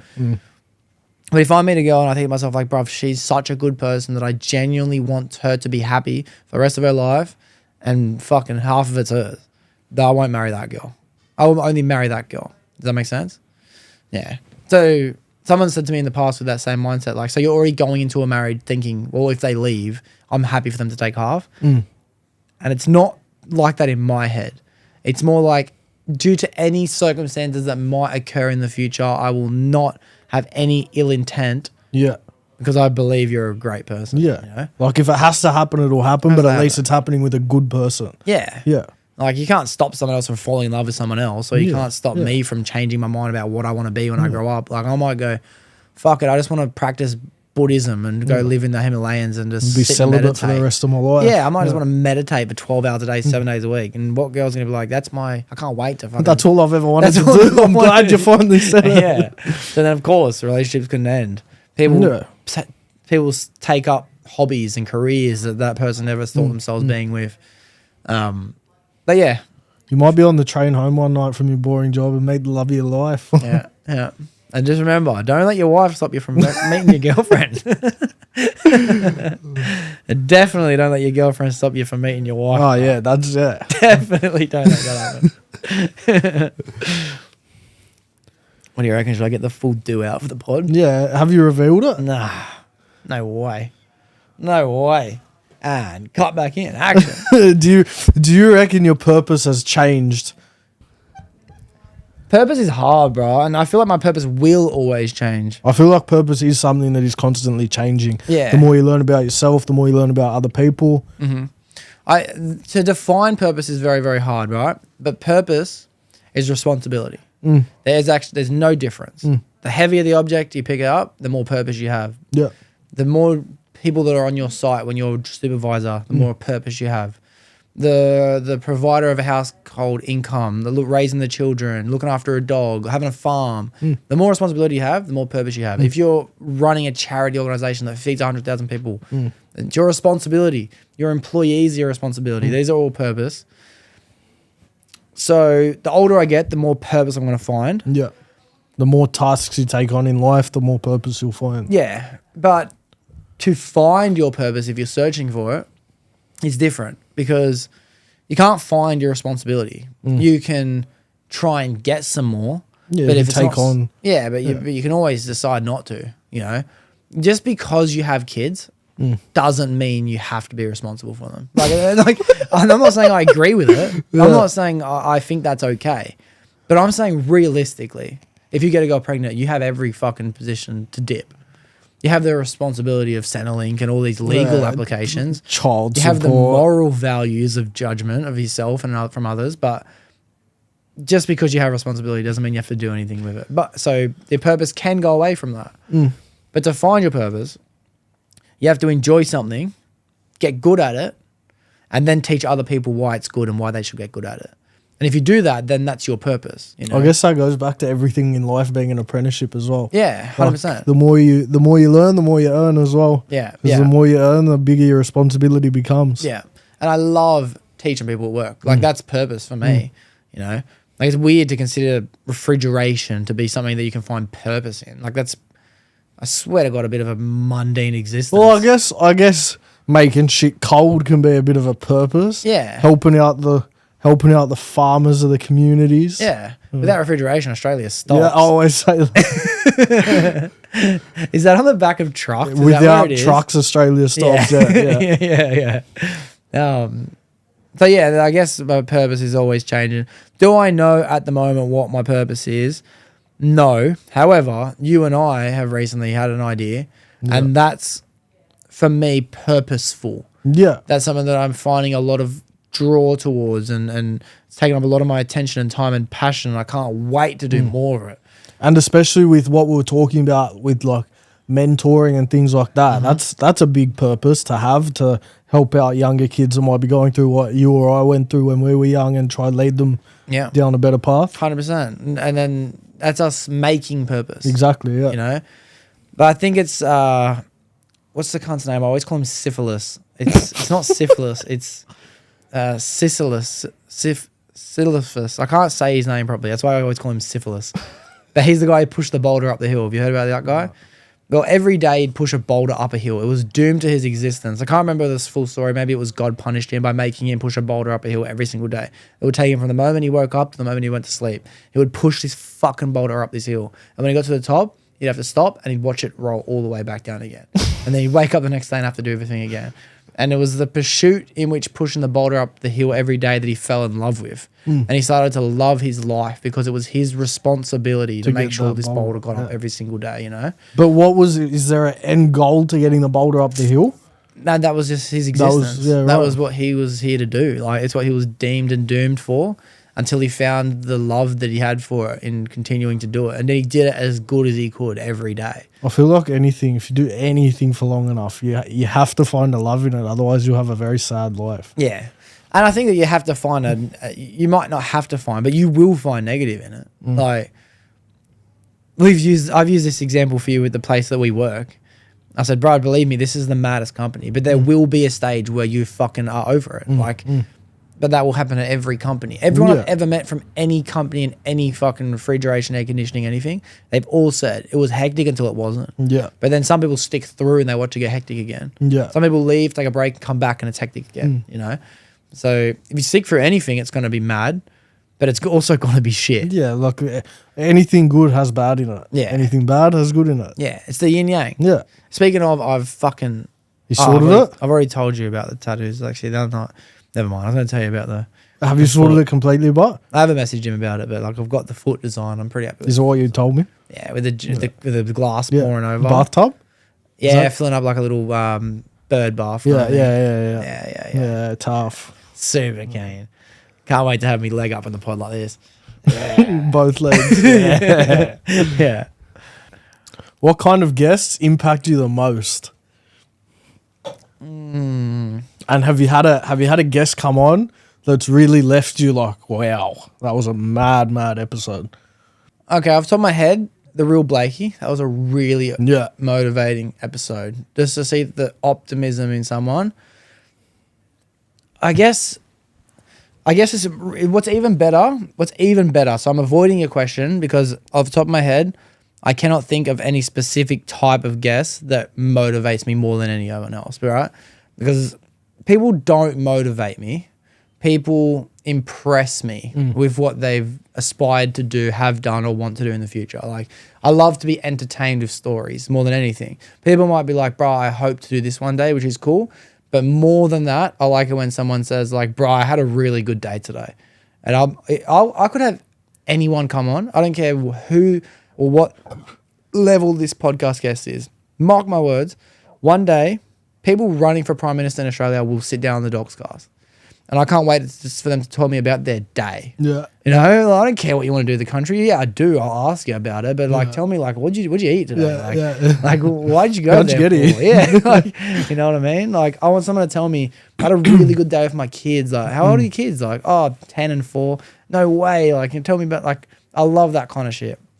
But to answer the question in a little bit of a way, what really motivates and impresses me is when someone tells me they want to do something and then I watch them do it. Yeah. It has happened so many fucking times now. It's first with all my friends, watching my friends finally get that investment property they told me they were saving for, or watching them get married, which they told me about in our episode, or get signed off and qualified in whatever career they want to focus on. I watch so many other content creators, podcast hosts, people from in the space. They'll come and tell me, like, shout out to Jess. Jess is someone that I spoke to recently. She was like, you know what I really am trying to do at the moment with my stuff, and it's the reason why I've been recently doing this stuff online and why you've probably seen my stuff. I want to automate everything so I can live in Bali. I just want my full paycheck to come online.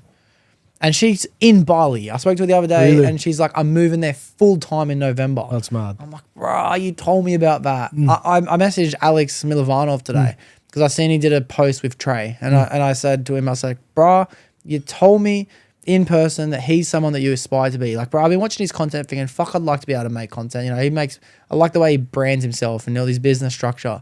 And now I'm watching him over there in Queensland with him. I'm like, you fucking sick cunt. You said that, you know? It happens all the time where people tell me about their goals and they achieve them. And sometimes they don't even realize. Like Ryan with the deer, I have the episode where he manifested that for the first time, bro. He told me exactly that day in our episode, from the moment he woke up to the moment he went to sleep. Like, I can't believe it, bro. And I'm bypassing a story about how Fossey, we went camping and he hunted the deer for the first time. Have you spoken about this on the pod yet? I definitely would have in details. I'd probably wait and save it for an episode where maybe Fossey's on or I'm talking to someone about hunting or something. But yeah, I couldn't believe he hunted that deer and we ate it that night. Yeah. And like, that's actually, it didn't taste the best, but it's a mad feeling. Bro, I love that kind of shit, bro. I love watching people's manifestation and fruition and paths unfold in front of me. I guarantee there's a lot of times in our lives where we don't realize that we are actually living the life we wanted to live before. It's been a massive conversation for me lately where I am who I wanted to be, which is fucking insane. I cannot wrap my head around it, which gives me so much more faith on top of the delusion that I already have that in 10 years from now, I'm going to be as great as I think I am, you know? Yeah. And yeah, I'm just so fucking lucky, bro. I could not say it enough how fortunate I am that I get to capture people manifesting what will inevitably become their future. Yeah. You know, I've got lads that have come on and be like Jaden Urban, he's an example. Bro, mark my words, like I'm only fucking really like 3 months into this training, but I'm going to become Australian kickbox champion. Yeah. And he fucking did, bro. What, WFC? He fought on WFC. Yeah. I don't know if that was for a title belt. I didn't watch that full fight, but he did fight for the title and won a belt of some sort. Yeah. I watched Josh Saunders, like I mentioned before, tell me about how he's going to go to ADCC in 2 years from now. And he's going to compete. And then I watched him fight Gordon Ryan, who's like the pinnacle of jiu-jitsu in the world. He wrestled him. And I'm like, what? Like, fuck, bro. Like, people just need to be confident in what they say. If people can be confident in what they say, they will achieve everything. It's my oldest quote on the podcast. Life will give you whatever you want. Yeah. You won't get what you want when you want it. And when you get it, you won't even realize this is actually what I wanted. But you'll get everything you want. Yeah. I believe it, bro. I believe it. Yeah, it's fucking madness. So no one really aspires me more than anyone else, bro. Everyone's as impressive as everyone else. Everyone is the same. Oh, I even did it. Yeah, absolutely, bro. Yeah. We manifested shit on our episode. I just had a mad thought as I was thinking that. Wow. Imagine the intro to one of the videos. Cut this. They don't need to hear this. But bro, it's crazy, bro. It's crazy watching even our episode, which was as recent ago as it was, honestly start to come to life in ways, bro. Like yeah. How does no one see magic the way I see magic, bro? There's magic all around us, bro. Like, this is a magical room, bro. You know, it really is. Magic happens in here. It does something. It Because I does. said that and I didn't think about it for a while. Then I was like, nah, I have to do this. I have to do this. Yeah. And it coincided with compo or whatever, and it was the perfect timing. Yeah. Perfect. Yeah, bro. It's a magical little... Like they're in production. Yeah. It's crazy. It's crazy, bro. Fuck. So mad, bro. I honestly just want to put it out there into the universe and say, please, people, come tell me your dreams. You know? Make your dreams a reality. I'm the man you come to. I'm a genie. I can help you. I can help you. All I have to do is listen. You just sit in front of a camera and talk, and it Yeah. comes into fruition. All right. Bong break. Imagine having a break and it was the sound that played. What the fuck? Imagine that was the sound that played. How do you do that so well? Here, this guy.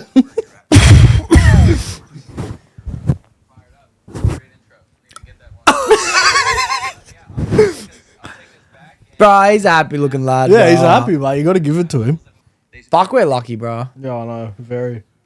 Fuck, we're lucky to be who we are, where we are. Do you know, I think about this all the time, right? We are literally, especially us, where we live, the country we live in, that we are in the most fortunate time in human history that's ever been, ever. Like, we have the opportunity to do anything. If we put our mind to it, we can do anything we want Bro, to. we even have AI, we have ChatGPT, we have all these fucking ways to make our lives so much more efficient. We can dream as big as we want. People have achieved way more with way less. Yeah, we have realistically, we have no limitations. And maybe no maybe the excuse. legal system, but that's about it. Yeah. Well, we just have to factor in more when you want to play with the legal system. Like, Yeah, just add more for the lawyers. yeah, more for the fucking tax office. Yeah. But yeah, bro, like, we are actually so lucky. Imagine we were born 100 years ago. Imagine we were born 1,000 years ago. Yeah. Imagine we were born 1,000 years from now. That would be worse. You know what I was thinking about? Since the 2000s, in 25 years, or however, it's 2025? Yeah. The technological advancements that have come since 2000. So imagine in 25 years, we'll still be alive. Yeah. The crazy, and you see like older people now that don't know how to use a phone. Do you reckon that'll be like us in 25, 30 years? There'll be some new device that we won't know our way around it. I don't think so. Because we were the first generation to ever properly grow up with it. Yeah. I think it was a very rare thing for the generation above us to have access to technology. Like, Yeah. there wasn't a laptop in every home or a Yeah, computer until like the 70s or something, the 80s. Was it the 90s or the 80s? I think 90s. Yeah. Yeah. Maybe it was. Home phone if you're lucky. Yeah, I guess. Oh, yeah, because it was in the late 80s when Steve Jobs had the idea to put a MacBook in in every single house. Oh no, it was what's his name? Bill Gates with the Windows. He wanted to have a computer in Was it every single Windows? I home. thought it was Apple. Yeah, no, Windows was before Apple. Did you see the Fendi store got ram raided? Yeah. I went there yesterday. I think you were telling me about it. Someone was telling me. No, Christos told me he went to the city. He couldn't get parking because someone broke into a fucking. Bro, they left the car there. Really? Like, they used the Lexus. They just left the Lexus parked on the footpath out the front of the store. Crazy. So they drive through it, eh? They drove it through the glass, and then they had 2 getaway cars. Loaded them up. How much money would you really make robbing a Fendi store? Bro, it'd be hard because how are you going to sell it? Oh, you can sell it on Facebook, like, But realistically. yeah, like, if they start seeing Fendi bags popping up, Well, you could just open a... Maybe someone's already got a store selling... take them to Kafsh. Yeah. Maybe someone's already selling, like, designer clothes and shoes and that. They're just adding it to their stockpile. But really, how much money do you honestly think you can get robbing a Fendi store? Like, I reckon it was an 10 insurance job. bands? 20 bands? 100 bands. You reckon 100? Nah, maybe 50. You reckon 50 bands selling things, like, not from the supplier, wouldn't have a certificate of authenticity. Yeah. Like, all that stuff gets added post-purchase. You know what they'd do with it? They'd take it back to Redfern. Sorry, this is very... Wish I could cut the accent, but now I'm going to cut the whole thing. I'll redo it. It's all right. Just let everyone know, I definitely beeped that out. I beeped it out. You're my guest. Yes. Sorry, yes. You beeped. Which leads me to my next question. Yeah, because I had something I wanted to say to do with the fact spit that I it can't out. remember what it was. What were we talking about just before the Fendi store got broken into? Doing whatever you want to do. Oh, technology and Yes. computers. Okay, thank you. Technology and computers. I want to look this up because I wanted to show you this. Fuck it, bro. I can't find it. But there was basically like a piece. It was a diagram that I found one time online. And it showed from the dawn of human history, let's just call it. Or let's just, maybe if it's even before that, let's just say you got the dinosaur era, which was like 1 million years or something. It was this much time. And then you have the next thing, which would have been like early settlement of mammals and things after dinosaurs. Then you would have had early cavemen, Neanderthals. And then you would have had the next, and then the next. And the time is 1 million years for dinosaurs. Let's call it 100,000 years for mammals. 50,000 years for Neanderthals. 30,000 years to the next 20,000. And then the year 1900, you have like industrial revolution starts to kick off. And the time gets smaller and smaller and smaller every single time. But the evolution in which things are Gets happening. bigger. By the time you get to like the first microchips, and then you get AI. And then that happens in a month, and now every week, and now every day, now That's every mad. minute, every second, evolution is taking Like off. as technology or evolution advances, the amount of time it takes to advance gets shorter. Yeah. That's mad. I think it's because as humans, it's almost like we're all becoming one mind. And working together better to create something. Yeah, it's almost like all people are one consciousness, you know? And we have actual lines of communication now with phones and internet and messages and ads and all these things. Where in the past, like we weren't aware that we were all working as one unit. But now we are fucking crazy machines, bro. Yeah. Yeah. It's fucking sick. That is pretty mad. Yeah. All right, sorry. I'll throw that in. If you could be remembered for one thing at the end of everything, what would you want that one thing to be? Even if it's something you haven't conquered yet, but you want to do. So is this something that I die and my name lives on from? Like This is a hard you're in question. history I'm going to books. be real with you. This is a The hard Jake question. Doxie. I think if you were to be remembered for anything, realistically, you just want to be remembered for being a good person. Like nothing else actually matters, you know? Being a good dad, being a good friend, being a good son, being a good employee, being a good employer. Like you could achieve the best basketball player, since I've used Michael Jordan already. But if you're a dick, like everyone knows, Michael Jordan's a competitive arsehole. Yeah, you can be remembered for being the best basketball player of all time. But for the people who knew you, you're a fucking cunt, you know? And you could be remembered for making all the money in the world like Elon Musk, or you could be remembered for being the president like Donald Trump. But if Donald Trump turns around and pisses off fucking 75% of the planet again, then you're not going to be remembered for anything great at all. Yeah. I think the only thing that really matters is, for me personally, would be for being a good person, being kind to the people around me. There's this mad reference, and I can't remember who. I think I heard Steve Harvey say it on a podcast I was listening to this week. He said, if you really want to get to the top of the hill, make sure when you get there, you show other people the road. Yeah. And that's what you'll be remembered for. Yeah. You won't be remembered for making it to the top. You'll be remembered for helping people Helping get other there. people. Yeah. Yeah. And that's what I'd like to be remembered for, realistically. Just trying my best to aim for perfection. Yeah. I'll never be it, believe me. But at least try to be better at all times. I like that. Yeah. I'd agree with that somewhat. Fuck, that was a hard question, bro. Fucking hell. If I could be remembered for one thing. Oh my God. I can keep them coming. If you want No, more. we've got a bit more time, so you may as well. What made you?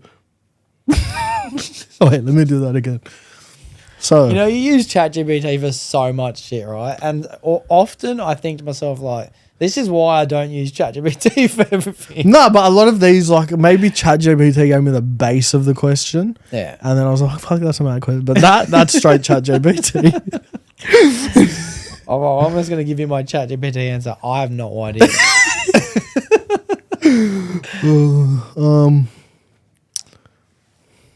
Should we swap back now and you ask me a question? Nah, bro, this is the Joel Davis show. What's the one piece of advice you'd give someone who's just starting their sobriety journey? If they came to you and they said, Jake, I'm struggling, I need your help. People always in my life talk to me about it. Talk to me about sobriety, right? And it's been my friends for a very long time. It has transitioned lately to people reaching out over the internet through podcast episodes they've watched or seen me on Instagram and seeing. But you know what's even crazy, bro? It's like realistically, it's a big part of my life, but it's not. Like it's not really a big part of me, but it's a big part of me to other people. Like bro, I swear to God, I have people in my life, I love them to death. They're the maddest cunts. I'll do, if they need me in a minute, I'm there, right? But every time we speak, oh, bro, hey, you still sober? First question, you still sober? Yep, still sober, yep. Yeah, bro, it's mad. I've been sober for like fucking maybe a month now. Like, yeah, bro, it's been a really good month. Like, that's the only thing they want to talk about. Because I'll go anywhere other than this if you want. Like, fuck, we can talk about Lego. We can talk about anything, dragons. But bro, it's like it's a massive part of my life to other people. However, it's not a massive part of my life. It's an important part of my life. It's something that I'm always aiming and working on and trying. But it's like, it's almost like how I said brushing my teeth. I do it every day. Of your lifestyle. Like. Yeah, I do it every day. But by no stretch of the imagination do I think about it or want to bring it up. But I'm happy to tell a funny story about how I brushed my teeth this morning and blood came out. And there's a really good quote that says, sobriety is not for those who want it. It's not even for those who need it. It's for those who do it. Yeah. And that's the only advice I can give to anyone. If you're struggling with it, it's the only possible thing that's going to help is just by not doing it. You can find every little tip and trick in the world. You can go to NA meetings. You can go to a rehab. You can isolate yourself in your room. You can cut the people out of your life. There's people, there's places, there's things. They're the three things that make people want to use. You can get rid of all of them and know no one, never go back to anywhere you know, and try all new hobbies for the rest of your life. However, at any moment through this entire thing, you can still do it. You've always got the option to do it. I can't give anyone advice when it comes to doing it because you either want to do it or you don't. And if you don't want to do it, you won't do it. It's like me with vaping. But I could say every day, oh, I'd love to quit vaping. I'd love to quit vaping. But I don't.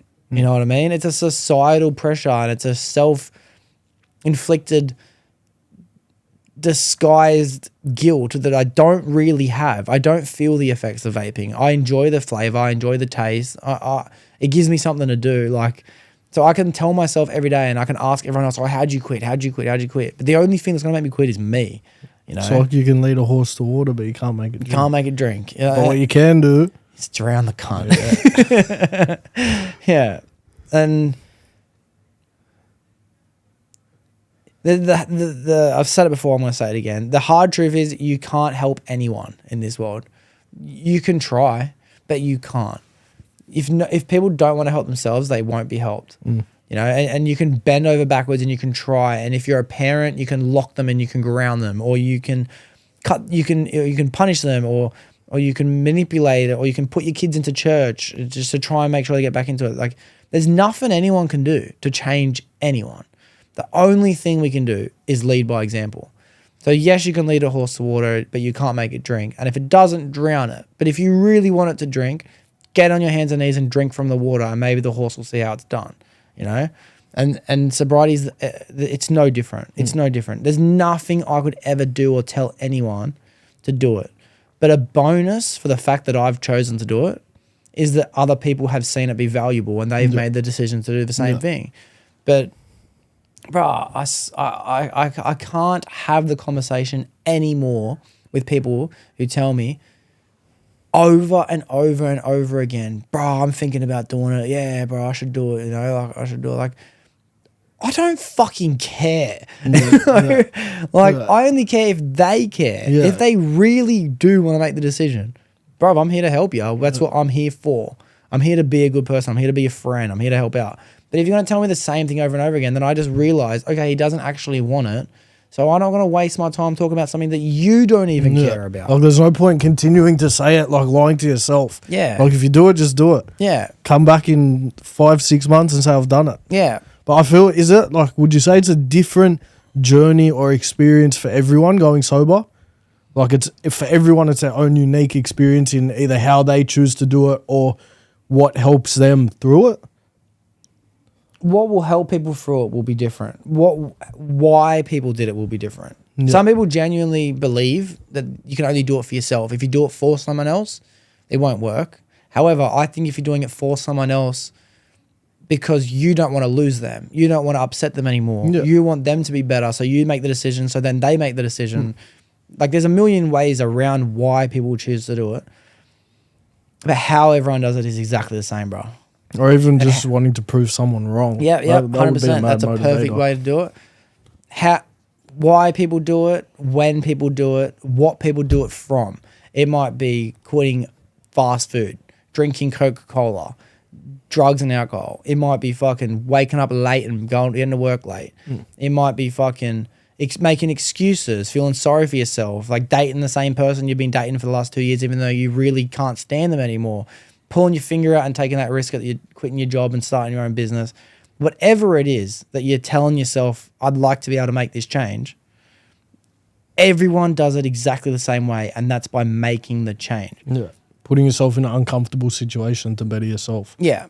Some people might find it easier than other people to stop drinking alcohol, but they still did the exact same job. Yeah. The same action occurred. Yeah. They didn't do it. Just like it's exactly the same way for anyone to do something. Oh, how did you start going to the gym? By walking through the front door. Like, I picked up a weight a couple times. I fucking curled it. Like, everyone had the same experience. Yeah. Like, it's really not a complicated thing. And I'm trying to be empathetic about it because I do struggle that I don't sometimes empathize in the right way. So I'm trying to better what I'm saying.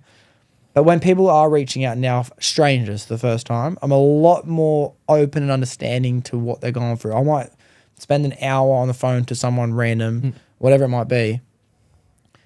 And when they tell me, bro, I really want to make this decision, I really want to do it, it's like, bro, I got your support. At any point, call me, tell me, hey, do you think I should continue doing it? And I'll help you find your answer. Yeah. But I can't do anything for anyone. Yeah. People, you know what and it's like, bro, I do this all the time. I'm a victim for this same mindset that I hate.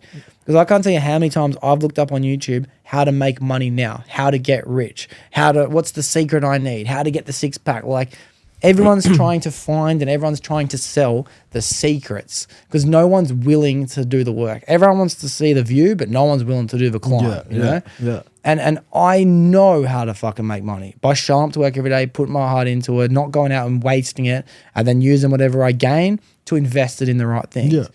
But it's like everyone, including myself, wants to bypass the actual work, you know? Just get straight to the reward. Yeah. And it's like people come to me or other people in this scenario I'm talking about, you know, a decision to be sober, and they expect me to give them the secret.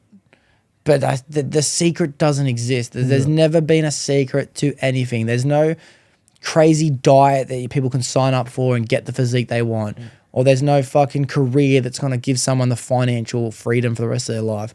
There is no secret to anything. The answer is there for everything. And that's by being consistent. Yeah. You know? And persisting at something and consistency. Yeah. So I guess that's the secret, actually. I guess consistency is the secret. That eventually, no matter what, inevitably, success will come. Yeah. If you put the work in. Yeah. Maybe that is the secret. Never really thought about it like that. Well, whatever, like I've always thought, whatever you put in is what you'll get back out of something. So if you put in your 100%, you'll get 100% back out. But if you're only putting in 10, 15%, you're going to get fuck all back out of what you're doing. Yeah. And someone said to me one time that the difference between 90% and 100% isn't 10%. It's 100 more %. Because we might feel like we're giving it everything we got. I might tell myself, bro, I'm going to fucking crush this job. Like I have this week. Like this week, I've genuinely had the ambition and the goal and the drive to want to get this job done faster, neater, quicker, with the best training, with the best guidance, with the best oversee, with the best education, make everyone proud, whatever, bro. Yeah. But I could work harder. You know what I mean? I could easily be, well, really good example would be getting to work on time. But let's pretend I have done that. We'll get there. I'll get there. But yeah, bro, I don't know. I can't give any advice to how to do what I've done. Yeah. I've just done it. Yeah. It would be a disservice to other people if I tried to lead them in a direction that I know what I'm talking about. Yeah. And a big reason why I started going to NA in the first place was one, that I was struggling the motivation and the consistency to continue doing it. I also had some personal things happen where I felt like I didn't have anyone to relate to in my life, which is, to be honest, one really grateful reason why I have you in my life lately, because you've just happened to fall into a very similar mindset where we don't need to go out and get fucked up to have fun. Yeah. And for me, that's a very rare thing. Even me being sober, when I go hang out with other people, they still drink and it's just us, you know? So it was around the same time when we started hanging out that I started going to NA. However, I might not have even started going to NA if we started hanging out more at the same time. I am grateful I started going to NA because I found like-minded people. So I went for one reason where I didn't feel like I had anyone that I could relate to. But another reason why I went to is because a lot of people did start reaching out and asking me for advice. And people were saying, bro, like, I wish I could do what you've done. Like, I want to be able to better myself. Like, how did you do it? And I only have little bits of gold that I've gained from legends that have come and done the podcast, like a Michael Lappin or like a Alex Milovanov or like anyone else who I'm forgetting if I apologize, but like people who have made the decision to change their life around. Like a Jeffrey Morgan, or there's been a lot of people that have like made this decision, and they give me sayings and they give me quotes, and they don't give me anything that makes it easier.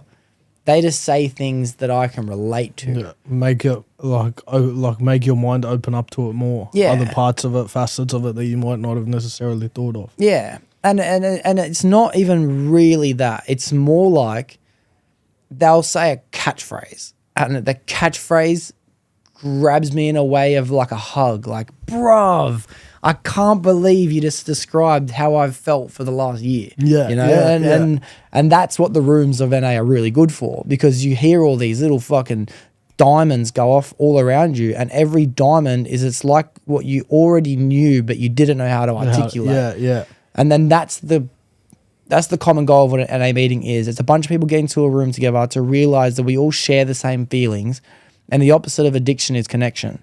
So once you realize you have connections with people, you don't want to feel like running away from you don't want to run away from isolation. Taking chemicals, taking substances, you're trying to run away from how you feel alone, which is why you drink when you go out, which is why you gamble, which is why you party, which is why you do all these things, because you don't like being with you and just your thoughts. So the opposite of that is to be with people who think exactly the same, which is why NA works. So one of the reasons why I started going to these meetings is because I felt bad. People were asking me for fucking tips and tricks and advice and the secret. And I'm thinking, fuck, bro, I have not even thought about that. Now I'm thinking, fuck, now I've got responsibility. Like, now I've got purpose. Like, it's my opportunity now to be able to, one, I found the interest. I figured out how to get good at it. Now I got to show other people why it's interesting and why they should get good at it. But I don't fucking know how. Yeah. And now I'm fucking figuring out how, bro. And it's by doing the work. You can fucking wish and dream, and you can hope and beg and choose and pray and all the rest. But unless you make the decision to just stop it, it won't happen. Yeah. Same vice versa. You can wish and hope for a six-pack all you want. Like me. Oh, yeah, six-pack will be sick. Six-pack will be sick. I've had fucking fast food 4 days in a row.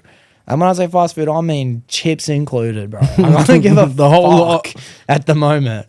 But I'll never be able to continue to do what I'm doing now and then jump on Google and ask someone with a six-pack, bro, but what did you do? I know what the fuck to do. I'm just choosing not to do it, you know? So, yeah. I can't give anyone advice if that's my best answer. I can't. It was better. What you said was better than no advice. So, all right. What do you want it related to? Anything. I'll do my best to talk the ears off a fucking fish on this one. I'll be fucking that mermaid. You know what's funny? Mermaids are literally my fetish too. What? Yeah. I've been saying like, right, if I'm underwater, I'll fuck a mermaid. Yeah. I would hope so. Are you talking like H2O just add water? Bro, that's where it started. Is that like porn to you? That's where it started from. That's where my fucking interest came from. Being a kid seeing that on TV, I thought, rah. Bro, one day I genuinely hope to be rich enough to have hot girls dressed as mermaids swimming in my view, bro. My house. Imagine this is actually mad, right? nice penthouse with a pool in it. And you just have mermaids laying by the pool. They jump in for a lap every once in a while. I plan to be in my quarters like this, and I've got a glass wall with my pool and mermaids girls there. That would be so mad. Do you smash? Yeah. Absolutely. I'm just looking at him, imagining him right now. Going, absolutely, I would. Oh. Like, have you ever gotten a bitch to dress up as a mermaid? I'd love to, but I haven't. You haven't? I'd love to, but I haven't. I don't know if there's anything weirder than that one. That's definitely my weirdest one. I never reckon that's that weird. It's a bit weird. Because I would love to have a girlfriend dress up as a mermaid, bro. I just had a realisation. What? Nike socks actually come in pairs. Yeah. And both ticks are meant to be to the front. So if that sock went on that foot... The tick would still be the same way, but... Are you sure it's not inside out? Yeah, look at the inside. That's so weird. All right, do you reckon... Back in. Do you reckon... Like... Do you reckon that spending time with me has made you more into shoes and spending money? Or were you like that before we met? Okay, I like this. This is a good question. And to be honest, I wanted to say this as well. I'm glad you reminded me to say this as well. And this is going to turn a bit into a bromance thing, right? But I'm very appreciative that you've come into my life and we've become I'm the mates. same. I was saying it to someone the other day, like, Yeah. it's mad how close you and I have become, but I love it. Yeah, 100%. I'm very appreciative of it because it's one very fucking rare to find someone that you just get along with so well. And we just don't annoy each other yet, which is what's really good. I reckon it'll happen eventually. For the amount of time that we spend talking, it's crazy. Because if we're going to talk about me and Ryan, fuck that little fucker. You know what I mean? So it's inevitable. However, it's like, I'm trying to think of how I've changed. I'm definitely enjoying spending time doing things differently. Going out for fucking restaurants and shit, I swear to God, bro. Girls want to do that shit and I fucking don't want to do it with them. I hate being dragged to the city. Like, oh my God, there's nothing worse. Every time I go out to the dinner with the girls, I'm like, fuck this. I just say it to them. I say, I don't want to be here. Yeah. Like, this sucks. Take me home, please, you know? But I'm definitely enjoying being out and being amongst it and being outside. You've opened my eyes to a lot of fashion, definitely. I'm pretty set, as you know, in what I'm interested in. It doesn't go far from tech fleece and tans. Like, that's who I am. But I don't know if I'm spending more money, but I'm definitely open to... Oh, how do I explain this? I'm enjoying doing things I wouldn't used to do. Yeah. You know, because I'm actually finding it fun. Yeah. You know, like, all right, let's go out for a mad restaurant feed. That'd be hectic, you know? I would fucking never do that before. I don't think... You haven't opened my eyes to Asics, bro. Like, I've tried. I know you love them. But I don't. I've tried. Jordans, I don't get it. I was going to say, you know how you always change every couple of months what you wear? Do you reckon it'll ever be Jordans? Ever? Of course. It's inevitable. It will become that at one point. Of course. Because I'll be honest with you, like, since us going out and doing things like going to the city, I've gotten back into that. Yeah. I stopped wearing it for years, but now I'm going back through old pairs that I have. I'm like, that's mad. I'm going to wear these with that. Just like open my eyes to it again a bit. Yeah, mad. Well, I'm glad. But it's like you're definitely influencing a future version of me when it comes to fashion and shit like that. Yeah. For now, I'm so comfortable and set in what I think fits me well. Like, it's like I don't like stretching out of it. Yeah. I could wear jeans, bro. I don't like it. I don't like the feeling it. Yeah. Even the cargos at the moment, I'm thinking, nah. You know what I mean? Like, I don't feel like him at the moment. But yeah, like, dressing how I'm dressing today, I feel fucking like him.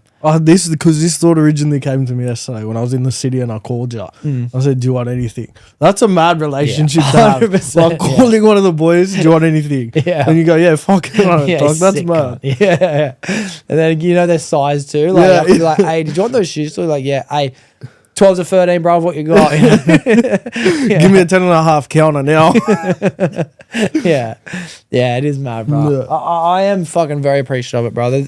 There's not many people that are willing to have fun the way I want to have fun. Yeah. Go getting tattoos, bro. Random, give each other tattoos. Like, there isn't people in my life that will do that with me, you know? Yeah. There's not many people that's like, oh, what are you doing? You want to go try this? Yeah, fucking no. Yeah, I love that shit. Yeah. People bore me, cunt. Yeah. People suck. I've been fucking wanting someone to start a business with for ages, years. The people in my life at the moment, I'm like, hey, you curious about this? Want to try this? No. Not yet. I'm not going to beg motherfuckers to be interested in what I'm interested in. But, bro, I can't wait. Even tonight, what we're going to go do, we have our weekly meetings to discuss what's coming up in the future. It'll be something that'd be good to speak about one day on the podcast, you know, maybe open up slowly about it as years go on and never completely reveal what it is. Yeah.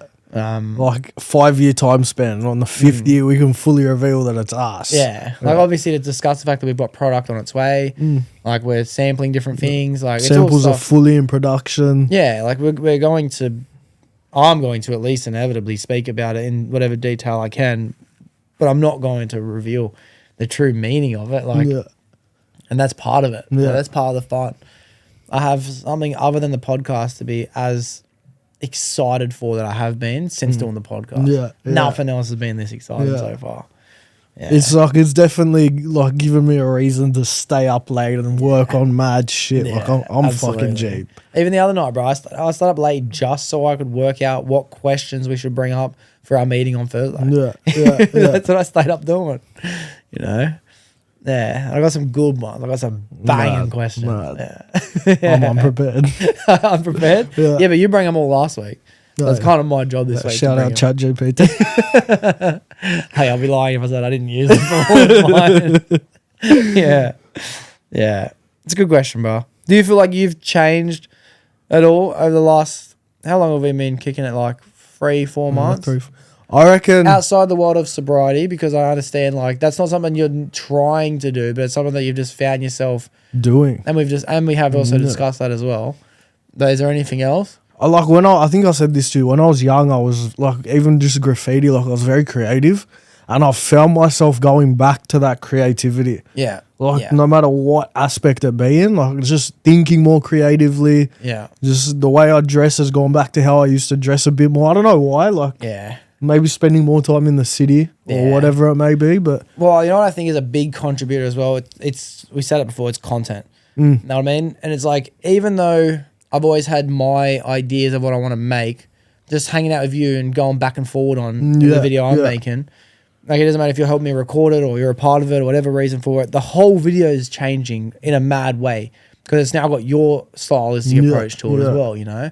And I might have an idea of cut scenes of how I want to make something, but you'll have an idea of like background and setting or fucking things like that as well. Yeah. It's mad to go comes back together and forward, mad, like, It's mad, bro. And I was thinking about this too. I may as well ask you now. Because I'm going to be recently moving in with Tubby, like in the next foreseeable future, like realistically soon. Wait, so are you still doing Olympic Park or not? I am, but I haven't been looking for anywhere I want to go yet. Like, I don't want to rush that. Like, I want that to be something that I find and go, fuck yeah. If I go looking now, I'm like settling, I'm budgeting, I'm doing all this shit I don't want to do. I don't want to budget. I want to just know I'm comfortably doing it. You should come. You should live in the house with us. Who's living there? Tubby and I. Oh, it's just you and Tubby. Yeah. I'd consider it. Yeah, think about it. I wouldn't say 100%, but it's definitely something I'd consider. Yeah, think about it. Because I'm going to be fucking up Tubby's ass, bro. We're going to... maybe I shouldn't have worded it like that. I'm going to be kicking Tubby up the ass. I'm going to be every day. Hey, let's go gym. Come on, bro. I just got home. Cuz, we'll get it done in an hour. Let's go. Let's smash this out. Come back home. Oi, let's fucking watch this. Oi, let's do this. Record this. Let's fucking chop this up. I'm gonna fucking invest in this. Like, it's like, but it's like, I'm not gonna be only mind doing it. He's gonna have a mind doing it as well. You're gonna have a mind doing it as well. And it's been a mad goal of mine for a very long time, bro, to get a house full of like-minded lads. All right. And I've had this with other groups of boys I've got.